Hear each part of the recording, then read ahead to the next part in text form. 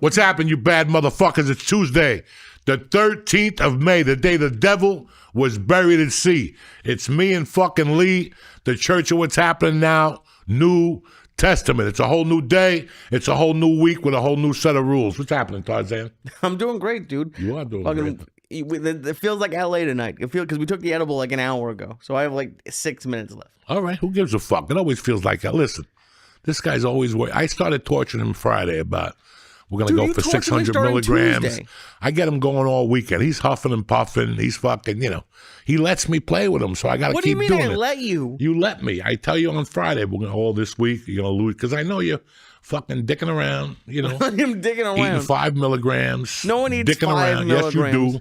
And you sit there and make believe you're watching the Knicks and shit. But anyway, how was Mother's Day? Did you call your mom? I did. I called my mom.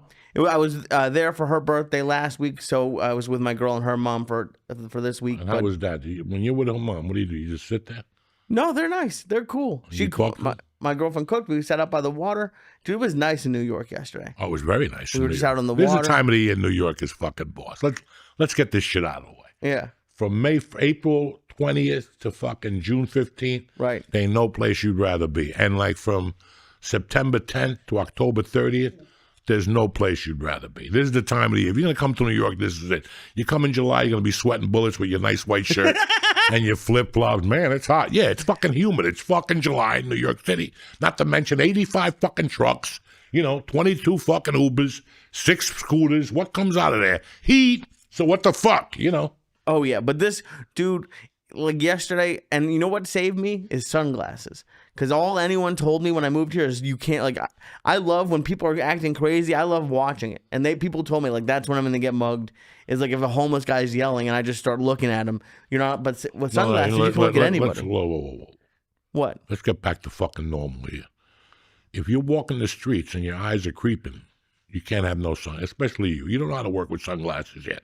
What do you mean? How do you work with sunglasses? Who's the people who protect the president? Secret Service. They're good with sunglasses, okay? That's what they do. That's what they've been doing for years. You're just new to this.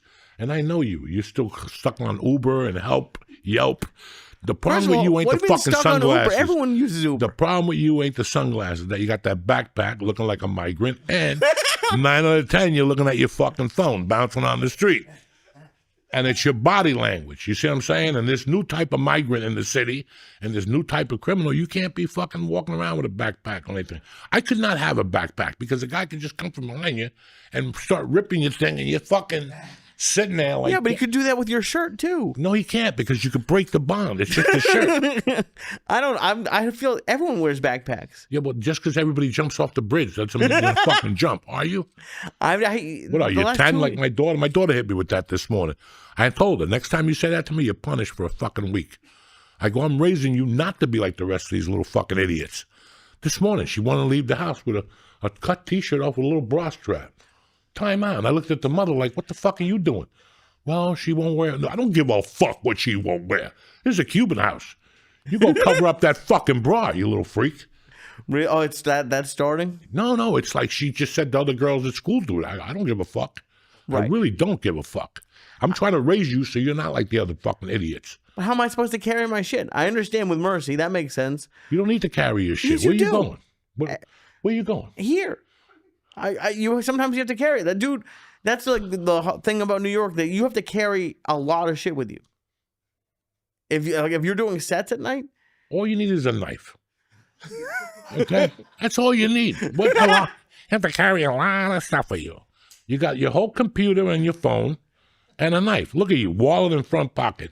Again, that's where it's supposed to go. No, it's not. I'm mugging you. You shouldn't even have your wallet. You don't drive. But I have credit cards. What do you do? That's it. When you go out into public, you use the fucking things the cops give you for the shields. You take that out, that stupid shield that's not going to get you out if you stab somebody, and you put your Visa card and your license. So you have a strip in there, and you put it in. Nobody... But how are they getting into my... We were just talking about this because with someone... This is New York City. These migrants, they got long fingers. They've been practicing fucking pickpocketing since they were 2. This is what they do in Managua, Nicaragua, where the fuck they come from. They all got... when you're a kid here, you got a doll, right? When you're a kid in Managua, you got a doll with bells. and a jacket with little chain in there. So if you hit that's how you train a pickpocket, with bells. Right, and that's why I don't put it in my back pocket, but my front pocket's safe. Listen, dude, if someone put a hand if I in my hit you in the head now I know your wallet's in your front pocket, so I'm gonna go for it. So why bring your whole life in that fucking wallet, which you don't need it? You need one Visa, one ATM card, and your ID, if that. If the migrants don't have licenses, why should you? Shit, for years, I was a criminal. I never had a license on me. And I didn't have an ATM either. It was cash or a knife. That's it. What's your name? I don't know. Where's your ID? I have no fucking idea. And you have 20 IDs. I had 20 IDs growing up, but you're not going to see it. I had no idea about that. Take my name for granted. That's what it is. Me llamo Jose Antonio, okay? That's all I fucking know. Me llamo. But I don't me llamo. Well, tell them that you llamo, and then they'll leave you the fuck alone. I had no idea. All right, I'll try it. It makes sense. Listen, in New York City, it's not as killer as it used to be. You got amateurs now. But how you get mugged is body language and goofiness. That's how you get mugged. Body language and goofiness. You just get fucking mugged. What's goofiness? Being a goofball. Hey, look at that sign. Isn't it great? Who gives a fuck? Mind your fucking business. Look straight ahead. Right. And get those everybody wants glasses that they could tape people. No. Get glasses with little windshields. Like fucking a car so you can see what's coming up behind you. That's how you got to live. It's 2025. You got to be prepared. These people stab you in the back. They go with knives, these migrants. And I shouldn't be just blaming the migrants. I got to be blaming everybody in New York City. I'm sorry. I'm sorry to the migrants for me to be fucking hawking on you, but I'm trying to take Lee under my wing here. He thinks this is fucking Orlando. You know, you're just walking down the street. I have to be honest. I don't think I've seen one migrant since I've been here. I don't know where you are in New York. Do you see like these I see them everywhere. Migrants? I see them on Channel 11. I see them on WPIX. That's where I see them. And what are they doing? They just walk in the streets looking for momos that carry their wallets in their front pockets. Okay. Didn't they mug a fucking cop last week? Yep. Did they not? I mean, am I the only fucking more? Today I got a call from a friend of mine. Hey, man, I'm flying into Newark. I'll be there Wednesday, and we're leaving Saturday out of Newark. I go, are you a fucking idiot?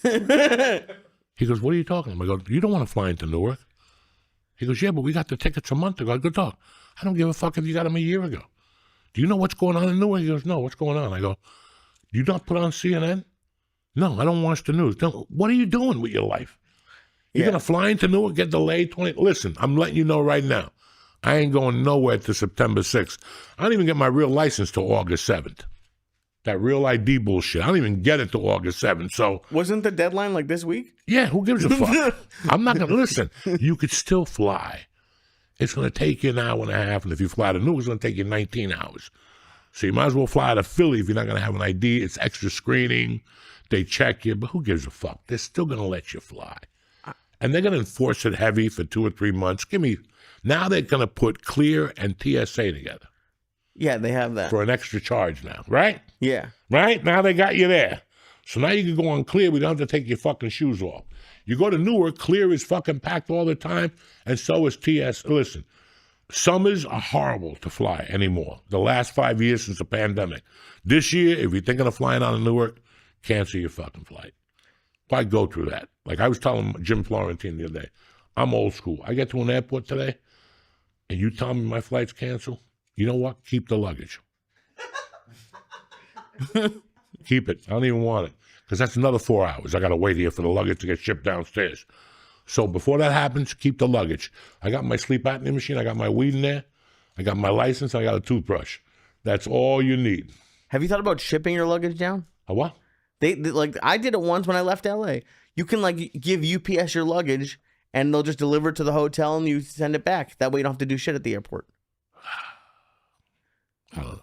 But what about speaking of Newark, the air traffic controllers, they got time off because it was so stressful?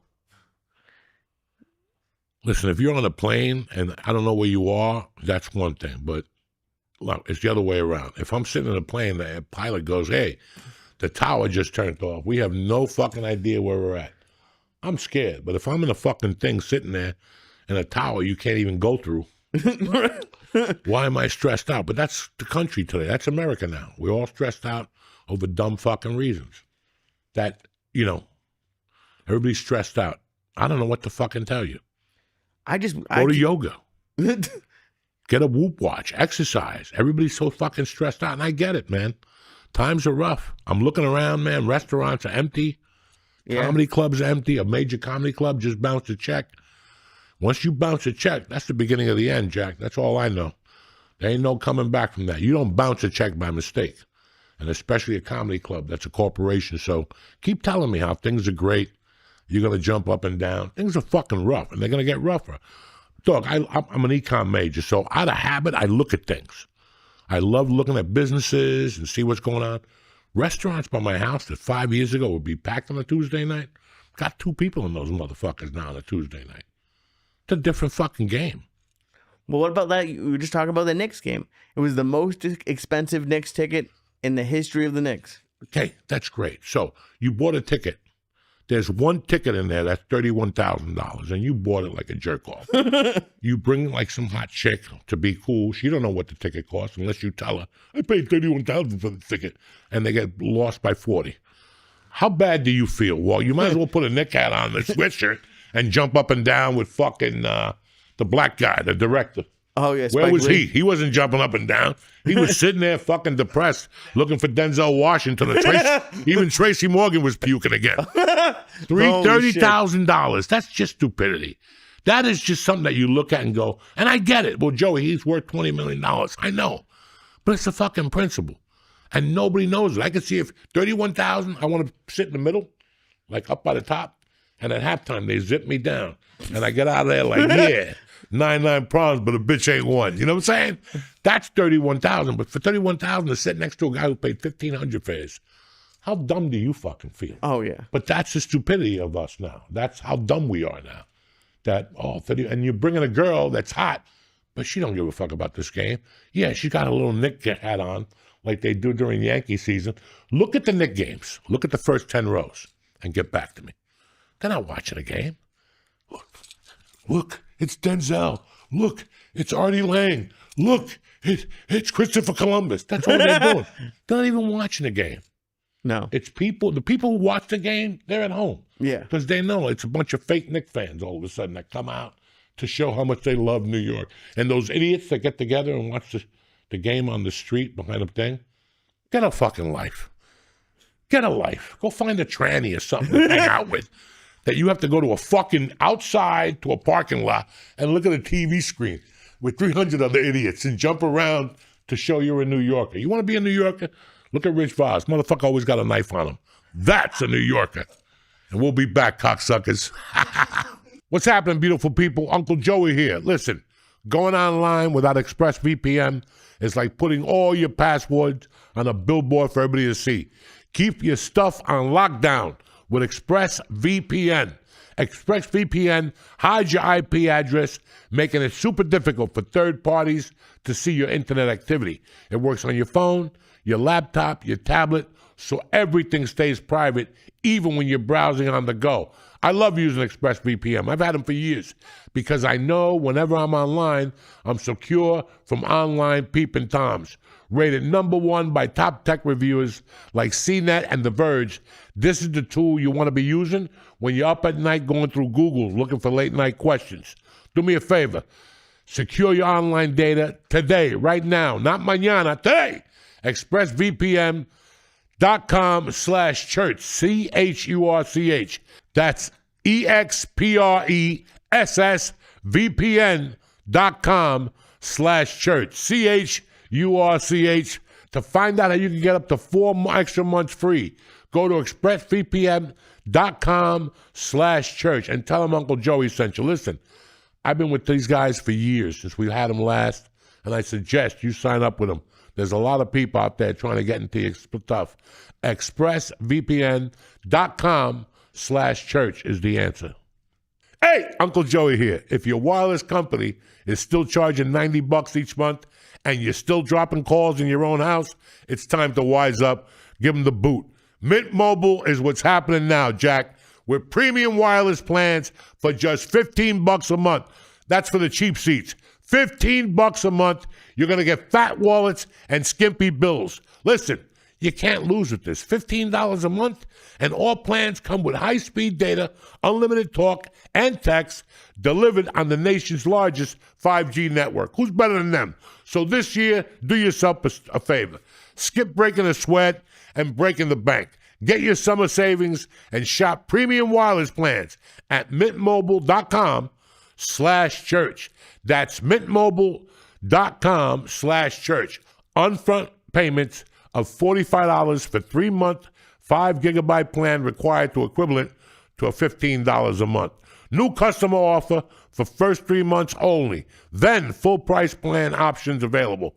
Taxes, fees, extra. See Mint Mobile for details, okay? But listen, $45 for 3 months, then you pay full price for options available. Taxes, fees, extra. See Mint Mobile for all your details. We're back, bitches. My main man, Rich Voss, is here today. Fucking comedian extraordinaire, old school savage. What's up, son? What's up, buddy? Elise Ayat's here. I'm still here. You know, it's funny when I was like, we're talking about kids now, and you know, my daughter went to a concert the other night. Who's the dude that played halftime? Lamar? Whatever his name. Yeah, Kendrick I don't Lamar. fucking know. Yeah. And she's dressed like, I go, put a fucking coat on, okay? Because you and your friends are going to be the only white kids here. So you're going to stand out to begin with. So put something on your shit. And she's got her prom Friday. And last night we're sitting at the table. I go, look, let me tell you what's sacred in this world. God, your parents, and your virginity. Okay? You go to the prom, I said, he can get some titty. That's it. That's it. He said, you can get a little titty. I told her, he can get a little titty. That's it. So, What was her reaction to this? let me tell you, I got older daughters with kids, and I told them the same shit. You know, they didn't listen, but still, you got to carry the message. You know, you're 17, you're good looking, little titty, move on. See what I'm saying? I am shocked. Why? I am fucking shocked right now. What? I didn't even know what to tell my daughter. I wouldn't even fucking know. I would not even know. You know. Yeah, well, you're Virginia. But you're not going to grind them, because then they'll want to be out there being freaks. It's like Catholic girls. Yeah. When they went to Holy Rosary Academy, they were all nice and shit. And when they bust out of there, they become fucking animals. Catholic school girls, yeah. either. Yeah, you can't oppress them. No, like that either. I mean, you know, my kid is good. She's smart. She hangs out with other kids. But, you know, prom night, they're getting a house, 15 dudes and 15 girls, you know. They rented a house for the weekend. You know, listen, I didn't go to a prom because in 11th grade, I raised my hand to go to the bathroom, and I never came back. I just walked out. I said, fuck this. This ain't for me. But so I didn't really go to a prom. I went to some graduation parties, you know. They didn't know. But I never went to a fucking prom or any of that shit, you know. And she's going, just, you know, why couldn't, you know, it's so much easier if you have a boy. You know what I'm saying? So much easier. But not as meaningful. No, it's not as It fun. wouldn't be No, I know. the same for me. I mean, I love a boy, you know. Yeah. I would love anything. I don't give a fuck at this Yeah. point in the game. But I think with girls, especially guys like us, Yeah. first off, God doesn't put a girl in your life unless you did something really bad I got 3 of them. as a kid, okay? That's why when I was 13, I knew I was going to have daughters. I just knew it. God's going to fuck with you. He's going to make you pay for everything you said, everything you do, whatever. And then after, like, I came to that realization, I became better with women because I knew I'm going to get, and sure enough, 2 fucking daughters. And, you know, and it's like I tell people, it's tough to be a racist when you have a daughter. You know what I'm saying? Listen, especially when your oldest one's married to a black guy. And they got the cutest little Puerto Rican baby. Is that what Jews and blacks make? Yeah, Puerto Rican babies. This kid is fucking the coolest. I FaceTime with him and stuff. But I have 3 daughters, yeah. But they all grew up.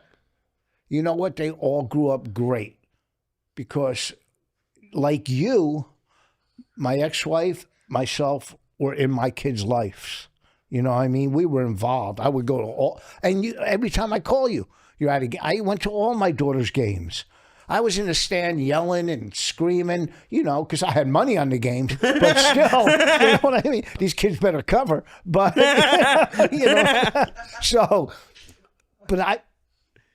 if you're there for your kids, and I don't know why I'm talking about kids because I heard you earlier, if you show your kids attention and affection, they'll grow up to be pretty good kids. You know what I'm saying? Usually. My parents were nowhere to be, not my mother's fault. My father was nowhere to be found. He's all whatever. So my mother couldn't control me. She couldn't control me. I had a situation in my house about a year ago that my wife was fucking traumatized. Like, it's let me know about the future quickly. I talked to my wife because I didn't really know. I didn't want her to think that I was a stiff or I didn't trust her. So my daughter asked me about a concert, and I go, sure, you go see the fucking girl. And it was Chaperone.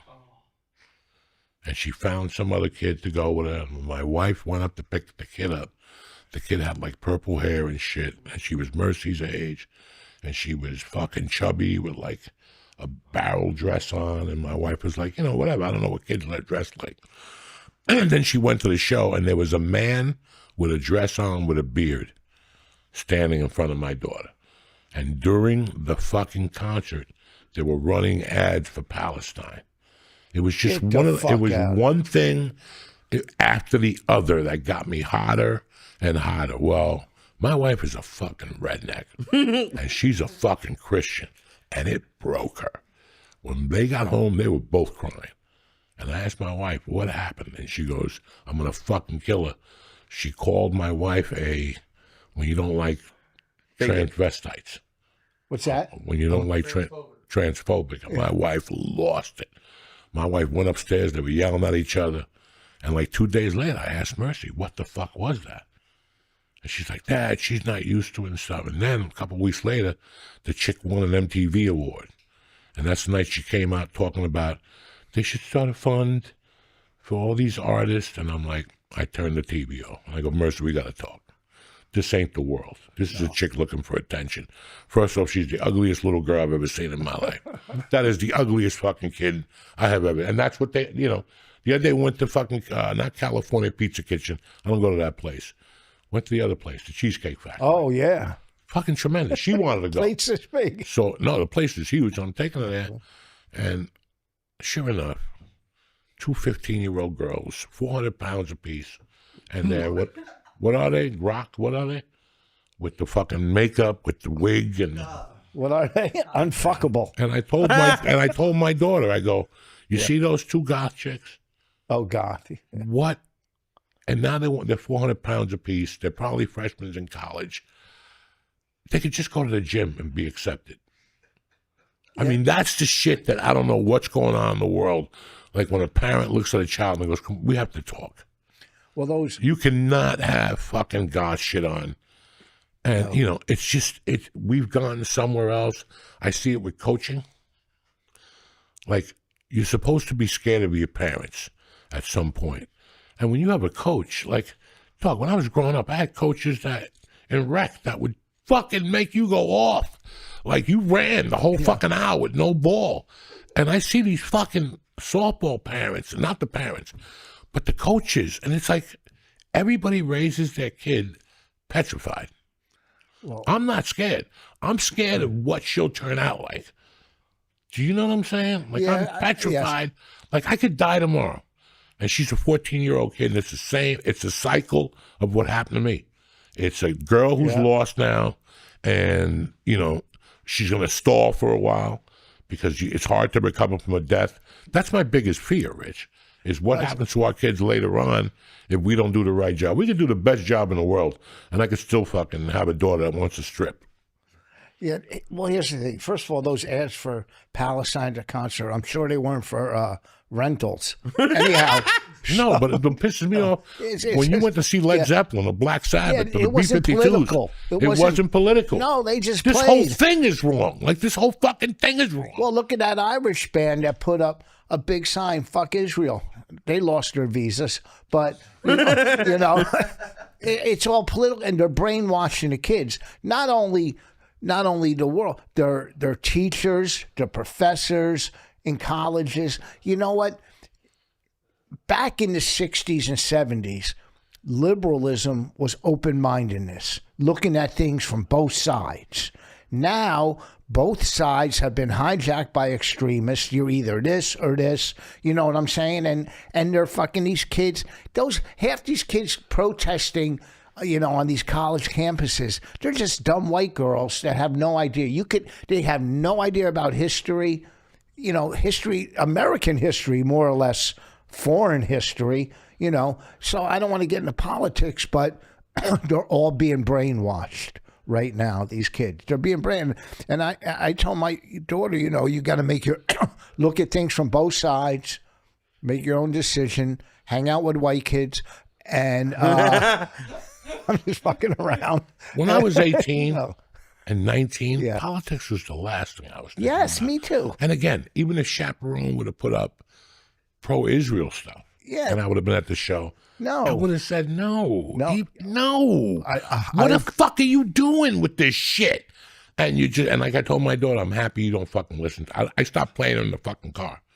I don't mind the fucking Irish chick, Billie Eilish. Yeah. I don't mind those bitches. It's all with tea, but that fucking show, I can't take that, and I don't want that in my life. I don't want that in her fucking head, and I don't want her to have that type of behavior in her head. It's fucking lame, and it's ruining fucking kids. And you got to say something at some point and go, hey, no, it ain't going to work. That's true, though, but if it said pro, none of it. I don't want to. I don't want to hear about none of that shit. The last concert I went to, I was in Arizona, and the club owner took me to see Springsteen, right? He didn't do any of his political shit.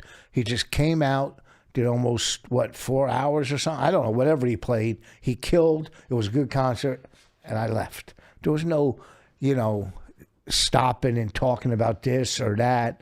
Just play your fucking music and let me get the fuck out. That's all. If you had a good listen, I look at these concerts online. Do what? I look at some of these concerts online. I wouldn't stay there.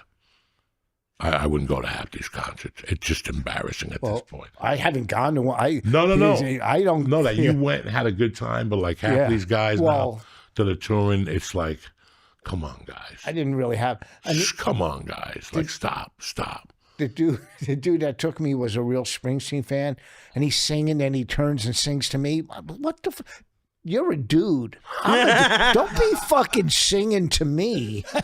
Turn the fuck around. Sing out that way. I'm not from the Jersey side where Springsteen was king. Yeah. I'm from the Jersey side where Ted Nugent was king. Yeah. And if you like Springsteen, it wasn't going to be a good afternoon. Well, I was more. It was not going to be a good afternoon. I liked Southside John. I was more of a Ramones guy. I like the Ramones. I like the B-52s. Yeah, but the Ramones were fucking. I loved the Ramones back then. Whatever. Springsteen. They were half retarded too, the Ramones. That guy looks like an ugly Howard Stern. Oh yeah, he's in bad. Yeah. Go away, please. I know. That's punk music. That's ugly. I'll tell you. Go away. Leave me the fuck alone. I was a big fan because they were from my hometown, Parliament Funkadelics. Oh, I like. I was a big Mothership Connection. Yeah, that's all good. They were from Plainfield. A couple. I was going to see those motherfuckers in '95 in Boulder. Yeah, they were coming like once a month. And that was a great fucking show. I like all that stuff. I wish I was in town. They're playing down at Asbury Park. Yeah, they're doing something. God damn! How old is he now, though? Oh, George Clinton. He's got to be 80. Old. I think he's older than Biden. His hair must smell bad now. Oh yeah. That fucking pachugi, whatever they put in their hair, to fucking 83. Keep those dreads. That's not bueno. He's about to be 84 in July. Relaxer. No, that's not relaxer. That's. Remember when I went to prison? That was big. Everybody had the jerry curl in prison, and they would have to wear a shower cap. Oh. In the daytime and shit, they would have to wear a shower cap. And I'm like, I can't handle this. I'll show you a picture later. I had a big afro. So did I.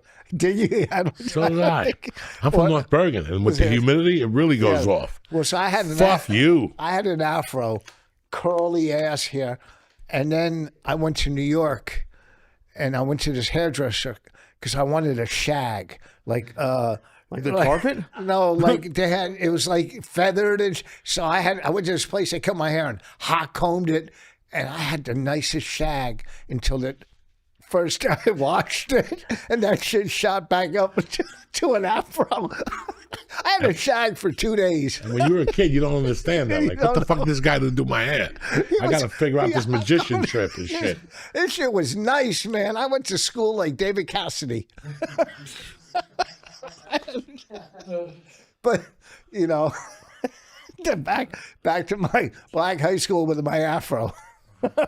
So you're from Plainfield? Plainfield, yeah. Jesus Christ. And that was rough in the 80s and 70s, dog. Kids used to come to in high school, they'd carry guns to school. In high school, I remember Willie, he pulled out his gun, and his friend said, don't fuck with, to me, they go, don't fuck with him, he's cool, right? Like, I never got fucked with because I grew up playing sports and, you know, smoking reefer and selling, whatever.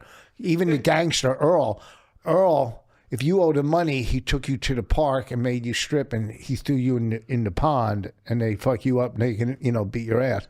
He used to take people for a ride. He owned 2 deuce and a quarters, all right? 2 electric 225s. Big drug dealer. Loved me. You know, I just grew up amongst that. So, but dudes in the late 75, our school was terror. It was terror. I'm telling you. Like, one day, me and my friend, because we were in Plainfield, we go, let's go up to Watchung and look at some white girls. And we drove up to the school, and we're walking around, and the principal goes, look, I know you two aren't from here. Go back to wherever the fuck you're from. Just get out of here. Was he black, your friend? No, white dude. We went to just go to How another many white school. dudes were there in Plainfield High in those days? It wasn't a lot, but like they had a high school reunion, so I went just to show, you know, see some old friends and shit. I didn't sign up. I just, you know, I was at right by the bridge, by the mall, by my house that year. So my wife came and met me there, and it was like me and 3 other white guys. She didn't believe I went to a black high school, and she came to the reunion. She goes, "Oh, damn, you were right." Right? And Roxanne was there. She was so fine in high school, but, you know, we're older now. But I saw dudes, like, so I did like 10 minutes, 15 minutes. They brought me on, the same Muslim motherfucker with his bow tie was still Muslim, right? Same people. And Gerald was there. He used to sit the bench for the basketball. You know, I was fucking with dudes. I went to school. It was so much fun because, you know, these are dudes I grew up with since 5th, 6th grade, played sports.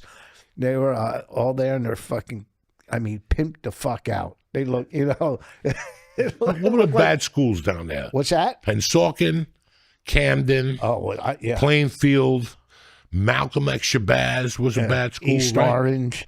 West Orange. Well, one year they flipped the North Bergen bus, the basketball bus. Did they? I What? think freshman Christmas tournament, they flipped the North Bergen bus. Well, Plainfield won the states in basketball this year. Plainfield won the states. They win the states every fucking They're year. fucking, yeah, I mean, Plainfield, and there wasn't Passaic. Maybe was bad. What was the school where everybody from Louisville in the 80s had 4 players from a fucking Jersey school, and they called it the Louisville Connection. from Jersey. Elizabeth? Maybe it was Elizabeth. Because Elizabeth put out some players. Yeah, early Gil on. yeah. Chapman. I think that dude is from Jersey too. The dude that plays for Dallas, the crazy guy that was a Nick, and he was saying anti-Semitism shit. Oh, you're talking Kyrie about Irving. What's it? Kyrie Irving. He thinks the world is flat. Yeah, a lot of them do. Fucking Wiz Khalifa thinks it. I never even thought about it. And if it's flat, I don't give a fuck. You want to see flat? Look at my wife's ass. That shit's flat. Okay, Listen. it's like fucking Jackie Chan from behind. You know, it's. Who gives a fuck if the world's... First of all, the world ain't flat.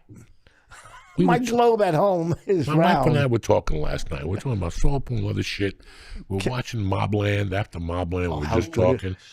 And we're fucking... And my wife's like, you never really had interest. She goes, can you fill me in on that? And I'm like, listen. You know, I don't know. Like About what? About... I just never... I don't give a fuck. Yeah. If it's got nothing to do with me, I really don't. Like, if it's a flat earth or if it's a round earth, I don't give a fuck. I know. Like, you want me to worry about who shot Kennedy? It's 2025. It was 60 years ago. He got shot in the head. I don't give a fuck who shot him or how they shot. I've always been like that. If it had nothing to do with how we're going to put $5 in our pocket, it's got nothing to do with me. Yeah, that's true. I mean, I don't know. And it's like some people have distractions in their life. I fucking don't even let distract. Like and people get mad. Like a couple weeks ago, I went on a couple podcasts and I spoke about that shit. I don't care about Epstein or Diddy or none of that shit. It has nothing. Like, I just don't have time to even think about that stuff. My life growing up was fucked up. I got comfortable being uncomfortable. Me too. I got being uncomfortable. So I have my own shit to deal with, whether it be anxiety, getting sober, raising a family, my own shit to deal with. Now I'm dealing with a lot of other shit. I'm not dealing with it. I'm just being affected by it from outside issues. You see what, because of my religion. But it's not personally affecting me because I'm, you know what I'm saying? I'm not in college or I'm not, my job isn't, I know what you're saying. Just I worry about my kids and not even my older, my friends. Family. Yeah. It's like when I see somebody on TV like, oh yeah, we're having a benefit for blind kids. And they invite people over to the house and they cater and they put this big shadoo on. But meanwhile, they got a cousin who needs fucking money. Yeah, I never understood that shit. You got people in your circle, but you want to help, and it's like, I know you do it for attention. At the end of the day, it's for fucking attention. So people come over and go, oh, he's such a good person. Yeah. And at the end of the day, nobody gives a fuck. It's just like, as long as you have food there. Somebody's birthday on Facebook, nobody really gives a fuck. Yeah. You know what really bugs me is those people online who they'll go find someone like a homeless guy or whatever, and they'll give him money and they'll they do it nice. They're in theory it's a nice thing, but they they're interviewing a homeless guy. Here's the thing: first of all, donation is not supposed. When you donate, you're not supposed to let people know because it's self-serving. Donation is like I never let people know that I send money to St. Jude. That's between me and St. Jude because I send money to St. Jude. They're the only legitimate one. But people go on Facebook. It's my birthday. Can you donate to? No, go fuck yourself. I got on my Facebook own in the morning. Nothing bothers me more than that. Donate to go fuck yourself. I gotta go to the car and get my wallet to say happy birthday. Go fuck yourself. Forget it. Forget I even had a good fucking. By the way, they want to be on my birthday. I want you to donate to Cats of Newark. Listen, a cat ain't gonna get $1 from me. I know. All right? Yeah. Just take your fucking happy birthday and move on with your fucking life. Lucky you got a happy now birthday. I gotta donate to Africans or some blind school. Get the fuck. I'm not going out to the car to get my wallet. I'm not doing it. My wallet's in my car. The other day I called the doctor. Can we have your insurance card? Anthem. Can we have the number? Doesn't matter. Doesn't matter. I got referred for you from a fucking doctor. You think he would refer me if I had no fucking insurance? Well, call back when you have the number. And then I got to wait another 80 days. Yeah. Anthem. Write it down and give me a fucking appointment. The lady just froze. Why? You know I'm calling you. I'm fucking legit. And you want to break my fucking balls now. Or call me back. No, I ain't calling you fucking back. And say something. I'll call your fucking supervisor. It's Anthem. I got a reference. You know the doctor? Yeah, we will. Then what the fuck? You think he would send you a fucking deadbeat? The fuck is wrong with these people? It's unfucking believable.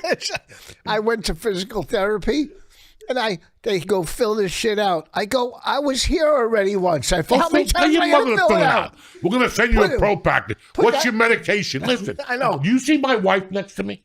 Yeah. Don't ask me a fucking question unless I got people, my sister today. So what kind of, what are you bothering me for? I just know. I don't know nothing. I'm telling you what I know. It's foot fungus. But what type? Where'd you get it? Who cares? Who cares? What disease is your daddy? You see my wife next to me? She got all the paperwork. What bank? I don't know. Bank of America. Everybody goes to Bank of America, right? Yeah. The fuck is wrong with people? I don't. I got to fill out.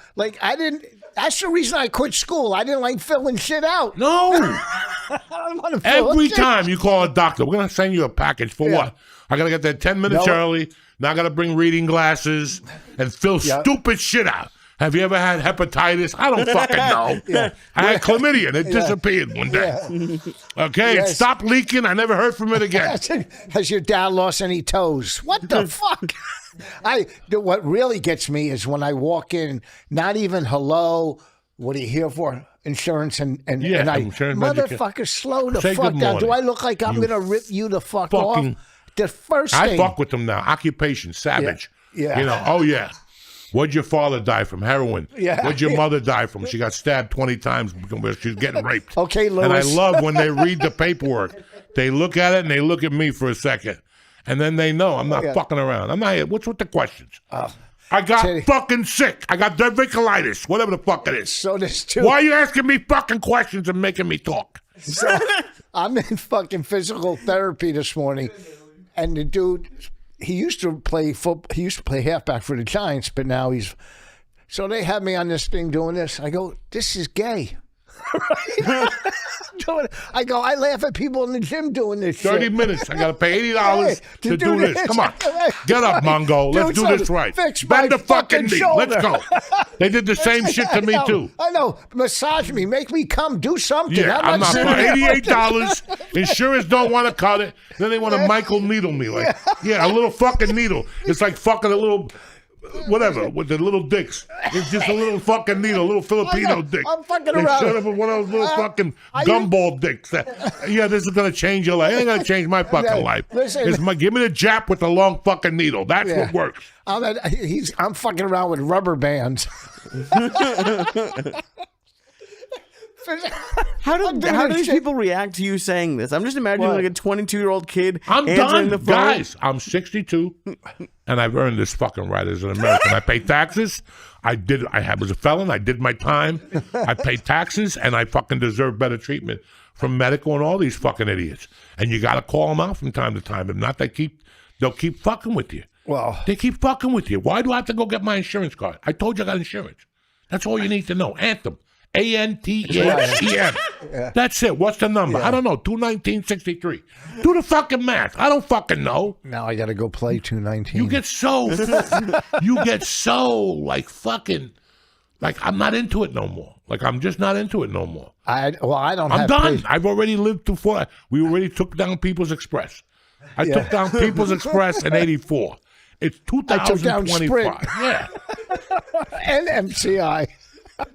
I took down Discover Card by Let me myself. tell you something. I took Discover Card. They sent me those checks, those blank checks. Remember when they would send you the card, but then they send you those blank checks. That card was cut up, and I still was using those checks. I would have it show up with a feather with blood. Yeah. How much? When I had my painting business, I feel bad. I gotta hook these paint stores. Used to give me paint on credit. Anytime you gave me anything on credit, you never saw You me ain't again. gonna see me again. What the fuck is wrong with at the bar where I went to? They had me on the sign with the absolute deadbeat list because I was passing bad checks. You know what the fuck? They took them. That was a Sunday. Like Sunday, you woke up with no money. Yeah, don't- I got checks. I got money. You know what I'm saying? Sunday's a good day to write a check. Nobody could check them out. You're in there buying fucking, give them a couch. Fuck it. This is why they ask for your numbers on the phone now. Fuck you. Let me tell you, checks were you. like money, man. Dog, I used to work for this company in Fairview. The guy was a scumbag. It was like a fucking, he was a carpenter's helper. It was $7 an hour. And I would go and he'd go, the first 2 hours you don't get paid because it's in the car. He would just do douchey things. I still remember a couple times not having lunch money and him not even offering. Like he just did a bunch of douchey things. And then he was supposed to meet me one fucking Friday. And he never showed up. It was like a $60 check. I was living with George. I go, George, drive me down to this guy's house. I just kicked the back door in. I took his Dom Perignon and fucking Magnum. I took a bunch of shit. That's right. He had like $180 to go. I took George drove me to a couple places. Well, I said, George, I'll be Allegedly. right back. I just kicked the fucking door down. Well, let me tell you. No, allegedly it happened. It was 40 years ago. They can't fucking take me to court now. He had a roommate that wouldn't give him $200. I stole his car stereo and the government check he got. and cashed it. I'm And not cashed bullshit. it like a motherfucker. I was working for this club, this guy that booked rooms, right? That's when I first, and he got kicked out of his house. So he had all his shit in his hotel room, right? And I was working the hotel. He booked the room there. So this motherfucker, after my show, didn't have my money. I went and took his TV, right? Not his TV. And I come home with it. My ex-wife goes, "Oh, so you working for a microwave next week?" But that TV lasted 8 years. I took his TV. This carpenter didn't pay me. I took his Sawzall, whatever. It's a, expensive saw. Listen, just give my fucking money. I don't want to have to steal your shit. I don't do it now, because I'm getting paid. But back in the day, and even if you did pay me and left shit around, I go, you didn't pay me enough. Dude, I forgot you had a painting business. One of my favorite things to watch online is when they don't pay a contractor and the contractor destroys the shit that they did. Yeah. That must feel so good. Well, and I say this on stage, but I was fucked up. What I would do is I would go to the garage sales and I would buy like these old golf clubs for like $5 a set, rusty old golf clubs. So then I go to a coke dealer. I go, give me $1,000 on credit. I'll leave my golf clubs as collateral. I said, don't sell my clubs. So come Friday, I owed everybody in town money. And I had an old Dodge pickup truck.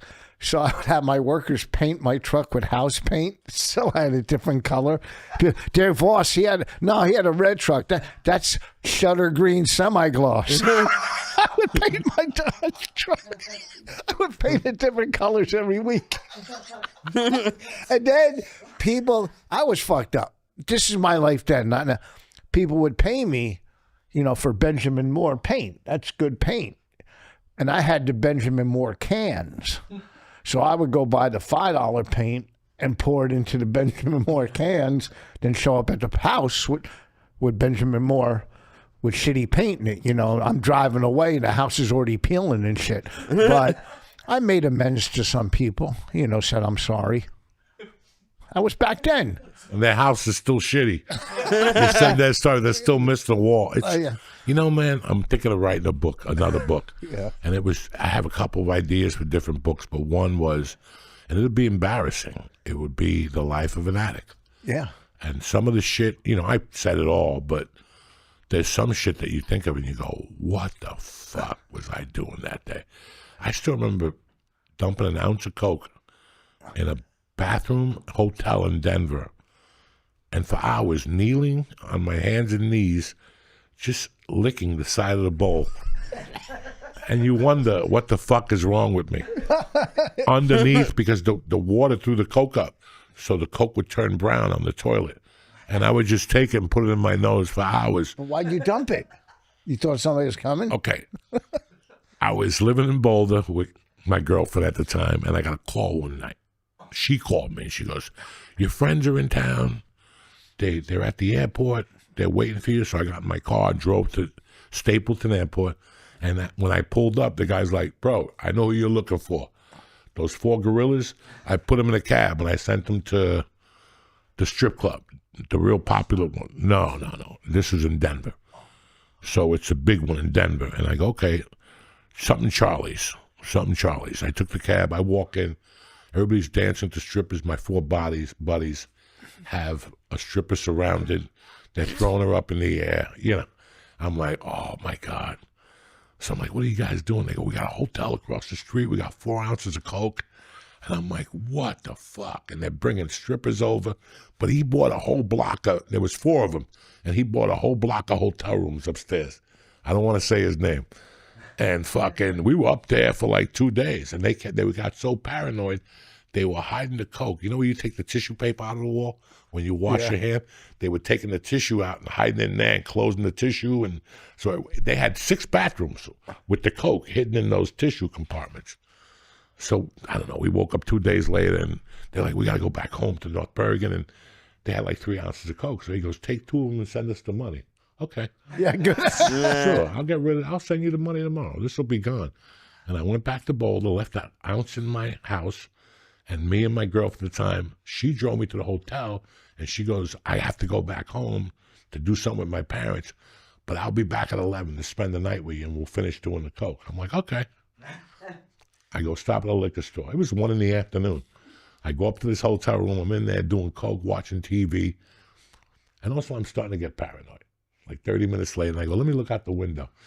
And it was one car after the other. A car would pull up, and then 3 minutes later, the car would pull up, and another one would pull up. And I'm like, oh, fuck. They're switching cars on me. And I'm hearing zzz, zzz with a drill. And I'm like, holy shit, they're going to put a bug in the wall to see if I'm doing coke, right? And it's 2 hours later. I'm sweating profusely. I'm by the window, and still the cars are stopping 2 minutes, and then they take off, and another car pulls up. You watched it for 2 hours? For 3 hours. I was paranoid. I was on my hands and knees sweating. Finally, I hear people talking in the hallway, and I go, fuck this. Oh, no. It gets better. They have a tub of water in the room. You know, like every hotel has a little thing of water. I filled it up with water, and I threw a Coke rock in there to see how long it would take for the Coke rock to dissolve in case they came in, okay? It was a big Coke rock and like 12 ounces, maybe 16 ounces of water. You're going to love this. So now I'm still fucking banging it out. I got no shirt on. I got like, you know, like when you order the porn, but you don't have enough money, so the porn would come in sideways, so you'd have to jerk off on your back and catch like little things. My dick's not getting hard, the whole fucking thing. I'm going through an hour of this, and finally I'm hearing people coming up steps. I'm like, the DA is here. I'm looking out the window. Cars are pulling up and then pulling away. And I took the fucking what I had, and I dumped in the toilet, and I flushed the toilet. And I could see the coke going down. And I remember like, and after I dumped it, all the drills stopped. Everything fucking stopped, right? So I'm just staying there for hours, and I'm just licking the coke off the fucking thing for hours. And my phone's ringing in the hotel room. I'm not answering it. And finally, I go, fuck, I'm thirsty. And I go and I grab that water with the Coke rock. Now, I'm talking to myself at this point. I'm so out of it. I'm like, you know, I got to get my life together. I got to go back to church and shit. I drank the water with the Coke in it, and my voice disappeared. I started talking like Mickey Mouse. So my wife is calling me, who's my girlfriend at the time. She's like, what are you doing? Do you still have any Coke left? I'm like, I couldn't talk. So finally I got dressed about 3 a.m. I went downstairs to see if there were cops. It was a fucking ATM machine, like a drive-through for like something. They were pulling up and leaving. I'm like, God damn it. That was like the 8th time I had dumped an ounce of Coke. One time I thought there were dogs out there. When I went out, there was fire hydrants. I'm like, oh my God. I thought they were fire. And Carl, the redneck I was with, kept yelling, they got dogs. We went out there the next day, it was fire hydrants covered with snow on it. I fucking, one night, I mean, I smoked all night. I don't know. And I stayed at my mom's house, and I was getting dressed, but I undressed, and I was naked or something. And I thought I saw a rat run across the floor. I thought. So I took a plate of peanut butter and put it in the center of the floor, and I made a net out of one of my mother's stockings and a hanger, and I was sitting on the couch, half naked, holding a stocking net with peanut butter on the floor. And my mother walked in. She goes, rats? No. I mean, the shit that goes on in your head. I'm so glad that... I don't know. I'm sure you, but I'm on borrowed time. I should be dead from the shit I did. You know, this is fucking... It's amazing that I could sit here, laugh and talk, you know, about some of the crazy shit we used to do. I bought my friends go, get me an 1/8 of Coke. So I got them an 1/8 of Coke. And they go, we'll be asleep. Shove it under the door. Shoved it under the door. I made 5 trips going back that night with the fucking hanger, pulling it back. Taking a little bit out, putting aspirin in there. Oh. You know, by the time they woke up, there was maybe, you know, a speck left.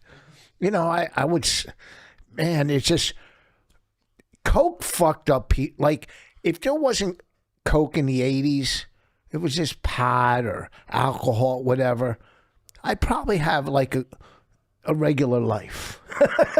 Coke fucked everything up. Everything up. Fucked it up. Like, I wouldn't even snort anymore. To me, that was like reading a book backwards. I'd be at a party, you want to snort coke? What are you wasting it for? Shut the fuck up. I'm not snorting it. But, you know, after that bottom that I had up in Boston or wherever the fuck I was, whew, it was a bad run. A bad run. You know, I'm thinking about where Nikki lives now. That building was a fucking war zone. And we had friends that lived in that building that they would get so fucking paranoid that they would tie a string around their wrist and tie the string to the doorknob. So if anybody came in, they could hear the wrist. And let's even get deeper. Your friend, God rest his soul, used to put parachutes on his cocaine because he lived on the 30th floor. So if the cops came in, he would throw the coke out the window and they would land down on the floor with little parachutes. And he lived on the 30th floor. He got so paranoid that he greased his balcony. So if you tried to climb through it, he would fall off. And fucking die.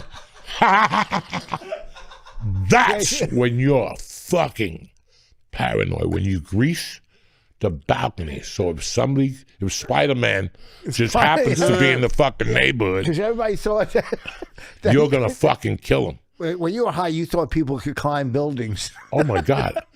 I was in the halfway house, and I got a furlough. And my in-laws said he could furlough here. They were really Catholic, so they put me out in the trailer. And it was the dead of summer. And I went in the house. I stood with them till about 9:30. I couldn't wait. I started yawning at like 9:30. I had an 8-ball waiting for me outside with like a case of Lone Brow. And it was really good coke. It was 80 degrees that night. I remember being in there at 4 a.m. and seeing people with white, dressed in white, with the trees all had snow on them. And they had the fucking rope with the machine gun in one hand. And they were going down. And fucking, I'm like, oh my God, I'm throwing the coke away. It fell that day. It was all over the floor. So I'm like a Vietnam vet, pretty much crawling, bumping into an 8-rock over there, going, oh boy, there's another one. I stayed on the floor for like 4 fucking hours. And then I sold coke in a halfway house. And that's why I really saw paranoia. There was a kid that called into the podcast, Alejandro Rea. I loved him, Mexican kid. I would give him an 8-ball of coke and he would shave for 12 hours. He would do what? Shave. The next day he wouldn't have no skin left. Like you could see where all this and all this was different than his skin color. Because he would sit in the bathroom all night with a towel on with shaving cream, shaving, snorting coke. The fuck? Dude, we've been doing the podcast for like 13 years. I've heard a lot of coke stories. And it doesn't sound like fun. Listen, man. When you're fucking in it, you're in it. Yeah. And you think you're having fun. Like it's really, people say, what's that definition of insanity? Yeah. Doing the same something thing over and over with the same results. Expecting different results, yeah. I still remember like buying coke just to get paranoid. Like hiding under my bed. I still remember nights when I left 3 different hotel rooms. Like go to a hotel room, sit down, snort a line and go, we got to get out of here. And drive a mile to a hotel next door and get another room and sit there and go, we got to get out of here. I did all that crazy shit. I would do it and it'd be 3 a.m. I'd be sitting outside my mother's and I would just walk laps around the block to try to walk it off. I wouldn't walk outside. I walked and you could hear my footsteps. It was so quiet. People are going, what's this guy doing? Walking, the cops, what are you doing? I go, just exercising, But you would do it just to come down from it. Like, I'm so glad. You can. The fact is, if I did it now, I would die with all that shit in it. That shit in it. I would just die. Yeah. I just know that. Well, I have money too. I just know that I would drink a Budweiser and do a line. First of all, I had the opportunity this year. It's going to be 18 years I haven't touched that shit.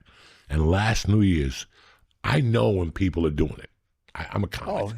I go in the bathroom and I hear, I know. And it doesn't bother me or affect me or make me relapse or anything. But this last New Year's, I went to a party after New Year's that I wasn't really supposed to be at. And I went in there anyway. And they were snorting coke right in front of me. And I go, you know what? I'm going to sit here and watch this theater like people watch me. It's a theater of pain. Oh, They don't even know. That's why, if anybody should got Academy Award, it's Boogie Nights. When the two chicks are talking in the bedroom, and she goes, "Do you want to go for a walk?" And she goes, "So do I." And she goes, "Not really." And all that. They're doing it fucking, it was a perfect cocaine conversation. They hit it out. Julianne Moore. She's having a fucking thing in there with the skinny chick that used to bang that dude from the store. Heather Graham. And they're talking and they're doing coke. And she goes, "Let's get out of the house." And she goes, "Let's do it." And also girl goes, "No, I don't really want to do it." I'm like, these guys are the good consultant. Yeah. You know, the scene in Boogie Nights. Dog, I went to a house one night where there was a fucking white dude that I knew, a manager at the Improv. And he had a little Chinese gay guy over there with little diapers on and shit. And I'm like, oh, shit. This is right out of Boogie Nights. And there was somebody else over there, I'll tell you after the podcast. And I was like, God damn, it's real. It's real. Let me tell you. It's craziness. It's fucking craziness. I told this story. It's a famous story I told on the radio. My short story. So we used to cop from these two gay guys in East or West Orange. They live in the high rise. I'll say Doug and Dickie. It's on my first album. I told a story on Opie and Anthony, Doug and Dickie. So we'd go up there. I'm going to use fake names. Me, Bill, and Tom. And every time we go up there, like Dickie, the light-skinned black dude, would ask one of them, "Hey, come upstairs. I got to show you something." Give them tons of coke, ask if he could blow them, and supposedly they said no, right? Now, I'm going up there week on week, week after week, and Dickie's never asking me to go upstairs, and I'm starting to get a complex. You know, like my mom's like, "Calm down. He'll ask to suck your dick. Give it time," right? So I went up there. Remember those basketball shorts with no pockets? Man, I had basketball shorts on, no underwear. You could see like just my ball bag, right? I'm going up tonight. He's like, hey, Tom, you want to go upstairs? Leave that fucking homo down here. Basically, like that's how ugly I was. That he never invited me upstairs. A up gay guy. Never even want to suck your dick. That's not good for the ego. Huh? That's not good. Because all you need is you should have gave him a whistle. You know, I'm like, gay guys love whistles and shit. Tell him you blow a little whistle in his muffler. He would have gone fucking with bots. Dude,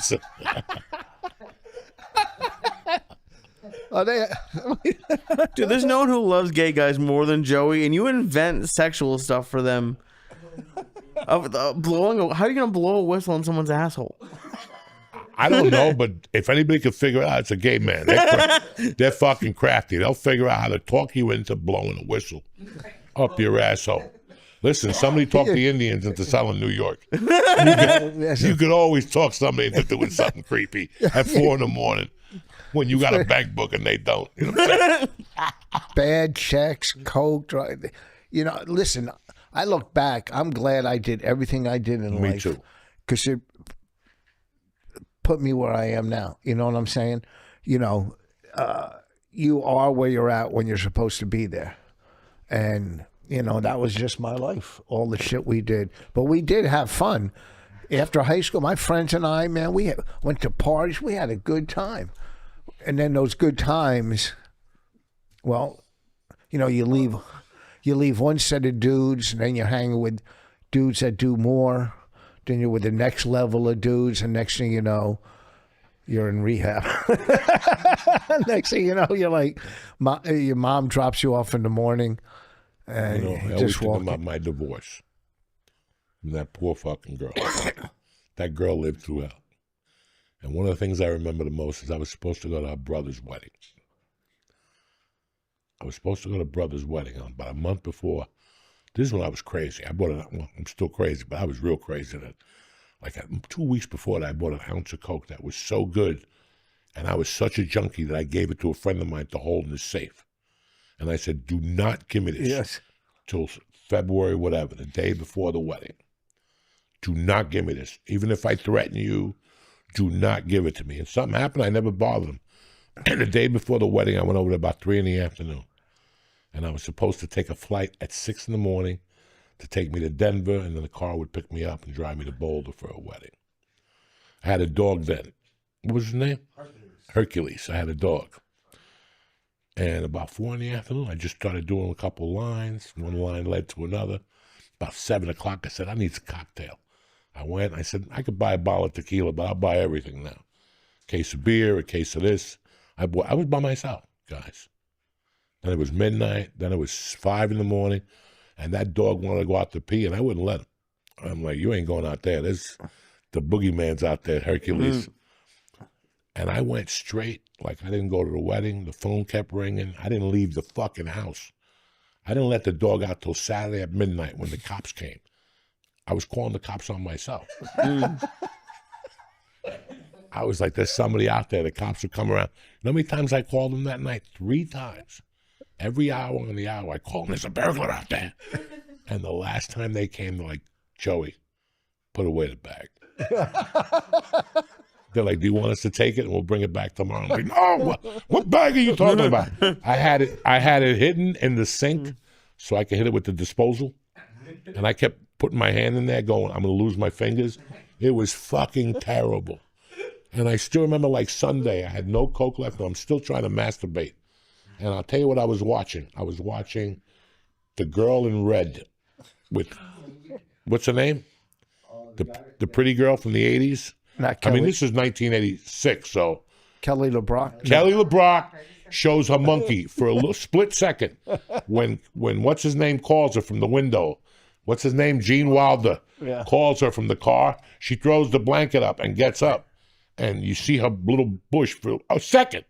I figured out how to freeze it on there. Like I just froze it on that bush, and for 12 hours I was like, this has to happen. Nothing ever happened. That's embarrassing when you're trying to jerk off and nothing happens. And if you have Coke, how many times did this happen? You have Coke and you call a girl and she's like, I'll be right over. But then you actually jerk off and come and you're like, I'm not letting her in. Yeah. Fuck her. She can knock out there all night. She's out there banging on the door. Hurry up, it's me. That's it. I already came. I'm keeping this Coke. I didn't have, this wasn't Coke, but I was working Rascals. And I picked this girl, Rascals down the shore. There was a club down Ocean Township. 35, and I picked 34. this girl up.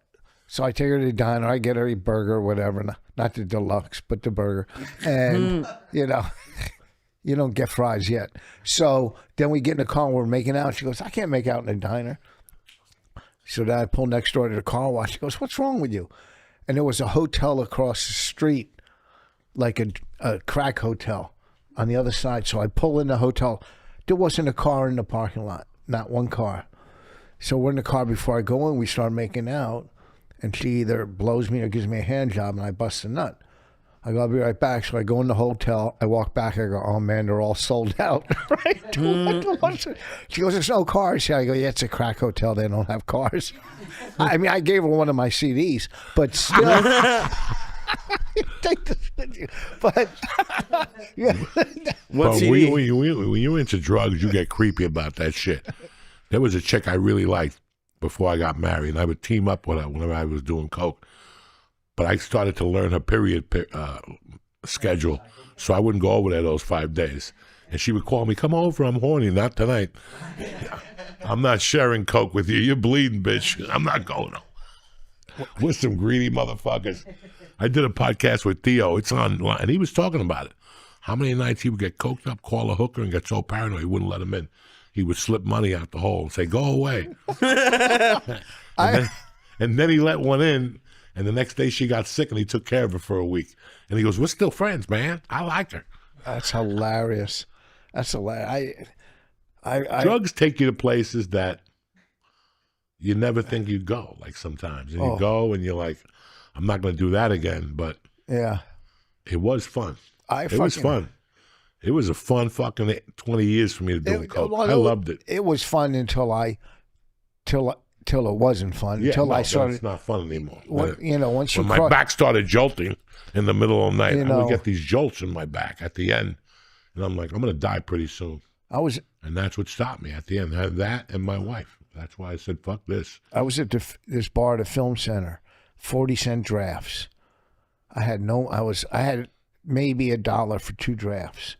I didn't know how I was getting back home. I was fucked up. this girl, I think she was hot. She came, sat at my table, and she goes, "Can I buy you a drink?" I go, "Yeah." She goes, "Well, you got to walk up and get it." And she gave me $20. I walked up to the bar, ran out the door, and took off. And I go, "It doesn't get any lower than that." Yeah. Then I was in like rehab maybe 2 or 3 weeks later. I mean, I just stole the girl's $20. And you think, oh, it's only $20. But you can't, you're like, you got no money, you got to figure out a way to get high, you know. I snatched some shit out of this dude's hand. He punched me twice in the head. Next thing you know, I threw it in the pipe. It was soap. You know, what the fuck you hitting me over soap for? And don't rip me off when I'm ripping you off. What the fuck is that about? I know. But it's, let me tell you something. There's no good ending. No. There's no good ending to that shit. No good ending. And, you know, look, when he started, he had hair. I had a lot of things. Brain cells. But it's... I gotta be honest, though. I get paranoid. That's why I like weed, is because it shuts off. Like, people say they get paranoid on edibles. I really don't. You like weed? Oh, I hate it. It made me paranoid. I don't get paranoid. I'm anxious about everything all the time. So the idea of doing drugs to make me more anxious, I would have been dead. There's not a chance. When you eat pussy, do you feel like you have a full head of hair? I put my head against it in the back. You look up and go, "Damn, man, this is what I would look like." Dude, when you were talking about the afros you had, when I had hair, I didn't do shit. I had a buzz cut for my whole life. Get out, I was really? so jealous of I wish I did everything. I wish I did the perm. What did you call it? The comb? The shag? The shag. Oh, the shag, man. The do-rag. The shag was, whatever. I never had shit. I had a cowlick. I had the worst hair. You know what's funny? Like, and this is anything in life. It all starts out fun and dandy, and, you know. Yeah. After a while, it just uses, you know, and I ended up in prison over it. It's not something I kept doing, putting a gun to somebody's head. I ended up in prison over it.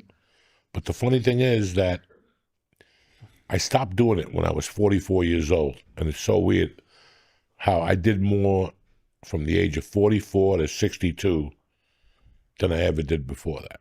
In your life, you mean? So I could imagine if I wouldn't have done coke. So that's why I tell people now, you know what, man? Don't even fucking do it. Just smoke your reefer. Nobody ever went to prison over reefer.